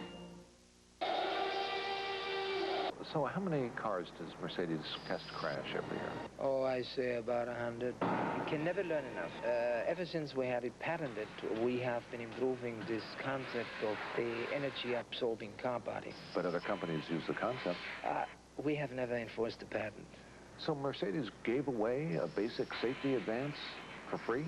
There are some things in life that are too important not to share.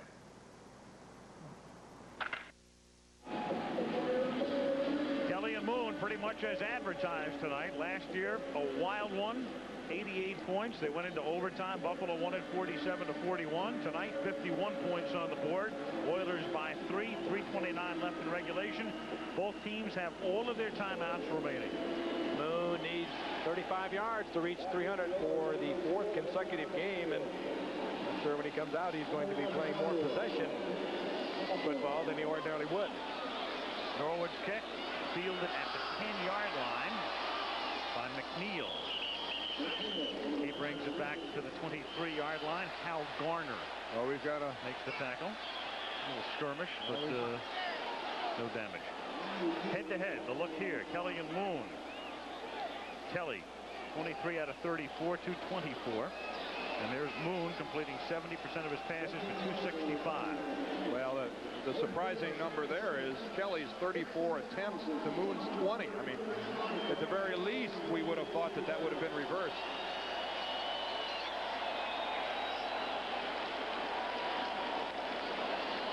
Moon, as Frank mentioned, looking for a fourth straight 300-yard game. There were none yesterday. This year, oddly, guys who throw for 300 or more yards have won 2/3 of the time. That is not the case, though, historically. In fact, less than 50% of the time in the decade of the 80s that a quarterback who threw for 300 play on the winning side. White fights out to the 30-yard line, and what better way to begin this drive when you want to take time off the clock, and Buffalo has to stop the clock by taking a timeout on defense. Now, the point there is that so often a quarterback amasses those yards because his team is trailing, and he's throwing the ball in a catch-up position.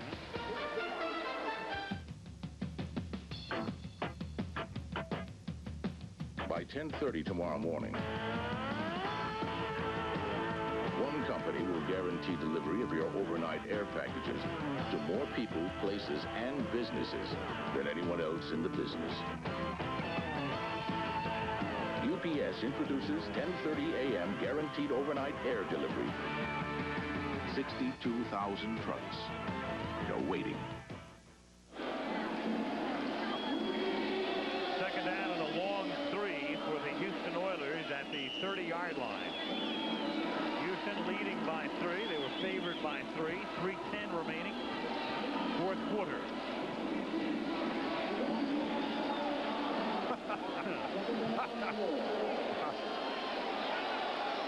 Nobody said you had to be normal to come to a football game. Oops. Or be in the booth. Definitely not. Here's White.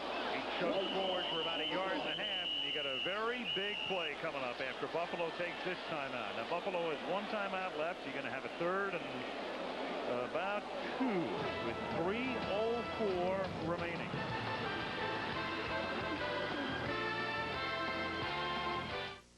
Polaroid. We can help you in ways you never thought of. Working together, showing you how, helping you save, doing it now. When there's work to be done, feelings to capture, nothing works faster. We are the answer. Nothing works like Polaroid. Nothing works like Polaroid.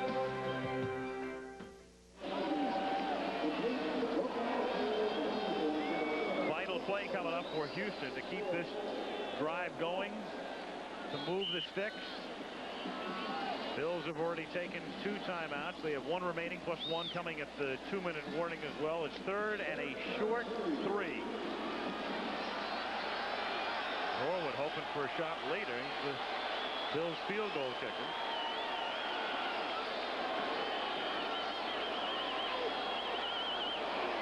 Moon retreating. Throws, has the first down to who else? Lorenzo White having the night of his life at the 38-yard line. And the Bills have gambled early with some 3 minutes on the clock. They have expended 2 of their timeouts, and they're down to 1. And another Houston first down, and it could be almost bankable. That's a fine catch by Lorenzo White. Not an easy ball, not right at his body. Boy, he has had some night. Over 200 yards total for Lorenzo White. 210 yards from scrimmage on 16 carries, 5 receptions. First down at the 38-yard line. It's a career high for him in rushing yardage. All of it taking place in a backdrop when many wanted him replaced. White buried by several Bills after no gain, and now Buffalo will take this opportunity to spend its final timeout, and he'll get 1 more at the 2-minute warning. And here's a place where you can get burned for a big play. Buffalo is gambling up front, blitzing. This guy may just call for a big one over the top.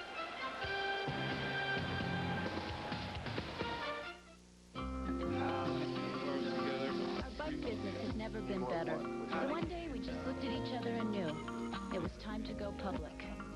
Your auditor gives us an accurate picture of your capital needs. When are we going to hear? It takes time. Off to New York, guys.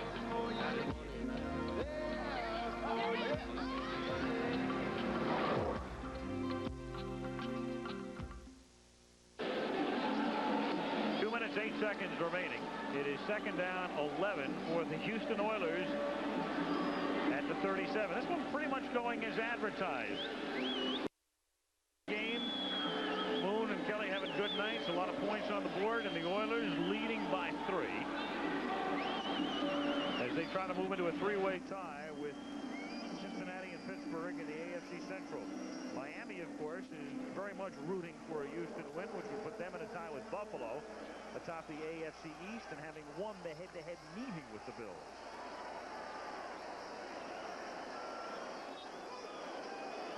Second and 11, and Lorenzo White takes it out to the 42, loses the football. Was it a live ball? There's no signal yet. No. They say it was down at the 42-yard line as we come to the 2-minute warning. That's right. Jeff Wright came up with a football for Buffalo, but the official team came in. It was actually Darryl Talley. Wright created it. Oh, that looked like a fumble initially. It looked like that ball was loose. Yes, it did. We're at the 2-minute warning. We're also, I'm sure, having a look at it upstairs. But keep in mind, the whistle blew. They ruled it down. This is one of those things where it's not going to really matter. The ball's out, I think, before the knee touches the ground. That's really a fumble, but keep in mind, the whistle blew. The play ended right there. It doesn't matter who recovered it. Sunny skies and 0 chance of rain through Sunday. Good news. There's no snow in our forecast today. Mercedes-Benz presents 4MATIC. Outwitting the weather and the road with the most advanced all-wheel drive system ever put in a car. 4MATIC. It may just obsolete other all-wheel drive systems. Not to mention weather forecasts. Basketball practice at 4 o'clock. I better get going. Mom's bringing his boss home for dinner. I'd better make something special. Is it possible? We've had that refrigerator since '84. Hey, listen to this. Car expenses took 10% of the budget last month. Yeah, Mom, I finished with my homework. Yay! You're good at this game. Finally, a computer so easy to use it guarantees success. The Tandy 1000 RL with 24 built-in home organizing solutions, now on sale. Only at Radio Shack, America's technology store. Nobody compares for Christmas shopping. The thirst for adventure is Michelob Dry.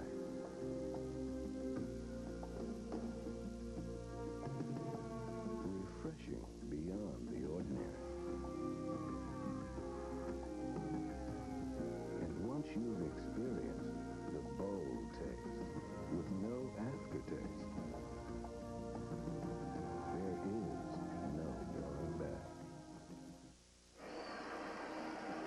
We showed you that last play, breaking it down into tenths of seconds where you could see that ball come loose. Now look at that regular speed. When you look at that and you see Lorenzo White going down on the ground, I don't think any of us can say that if we were down there, we would have made exactly that same call. Because we're looking at like his knee being an inch or two off the ground before the ball starts to come loose. That's a call that you can't blame the officials for calling. Ruled down by contact. Houston ball 3rd and 6 as they pick up the first down. This one is history. Moon throws. It is Gibbons. This is more than history. Yep. To the 30. And the Oilers are going to be in a three-way tie for first place. Gibbons looks hurt. 28-yard gain. Gibbons very wisely stayed in bounds. Wisely, if you consider the fact that he was thinking about he can run this game out now, but he paid the price deep downfield. Well, Warren Moon is close to, what, the 4th one out? He has exactly 300 yards after that completion. And look how wisely he chose the cover guy. Leonard Smith is the guy locked up with Ernest Gibbons, and I'm afraid that's just a mismatch. And again, the Bills coming with the blitz, so it would guarantee that Smith would have to go man for man back there. And Warren Moon has orchestrated a beautiful night for this run and shoot offense. Pick the right man with the right coverage. It's a first down at the 30. Buffalo can't stop the clock. It will be restarted as soon as Givens leaves the field. We have 1:40 remaining. Moon has had the only 300-yard game in the NFL this week and weekend. And keeps his streak alive, huh? 4 straight and 8 for the season, 1 behind the NFL record held by Dan Marino. Ooh, look how Givens had his right knee pinned underneath. But he's okay. He's up and walking off. Bennett trying to strip the ball, and Givens getting his leg caught underneath him. And he looks to be all right. Now, we mentioned before, in the decade of the 80s, if you passed for 300 or more yards, more often than not, you lost. But this year, it's a case of quarterbacks who've done that having a record of 21-10. And for Mr. Moon, his efficiency rating will go up. Some of you may know that Warren has a deal in his contract. If he finishes in the top 3 in passing efficiency among NFL quarterbacks, he earns a bonus equal to the average salary of the top 3 quarterbacks in the league minus his salary. What are we talking about? Over $1 million if he finishes 1, 2, or 3 extra. That was in effect last year, Al, and he finished what? 4th by how many points? By the skin of his teeth to Jim Everett, who came in 3rd.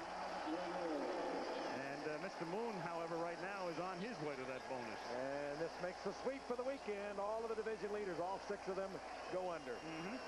And it also puts this club, the Houston Oilers, into a tie in the AFC Central with a 6-5 record. And the Bills tied with Miami.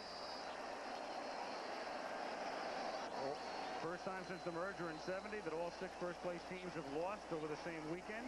The Bills and Miami tied for first in the AFC East, but in effect, Miami has the lead because of their head-to-head win in Week 2. The 2 teams still have 1 more game remaining at Buffalo. And is the run and shoot here to stay in Houston? I think it's fair to say that it is. They still have to take it to Kansas City a little later on. They'll play outdoors there in December, and they'll play at Cincinnati outdoors. So there's a little more work to be done for Houston. Jeffrey Mason, our executive producer. Kenny Wolf. Craig Janoff heading up the gang downstairs with Joe Chavo and Ben Harvey and the whole group. And our thanks upstairs here to George Hill and to Malibu Kelly Hayes and to the great Ronit Larone. 15 seconds remaining. 1 more kneel down. This telecast is presented by authority of the National Football League, and it is intended for the private use of our audience. Any rebroadcast or other use of this telecast without the express written consent of the Houston Oilers and the National Football League is strictly prohibited. Jack Pardee and the Oilers. Very pivotal game for this team, and they win it. Meanwhile, we mentioned at the outset kind of a barometer for Buffalo, but if it is, that's all right. I mean, the Buffalo Bills are a pretty good football team. They have Philadelphia at home coming up. They're in Indianapolis. They also play the Giants, Miami, on December 23rd in Buffalo. That'll be interesting, and then close with Washington. Gentlemen, should we reconvene in San Francisco? We're ready. Giants 49ers will see you a week from tonight at Candlestick Park. Al Michaels, Frank Gifford, Dan Deerdorf. Good night from the Astrodome in Houston.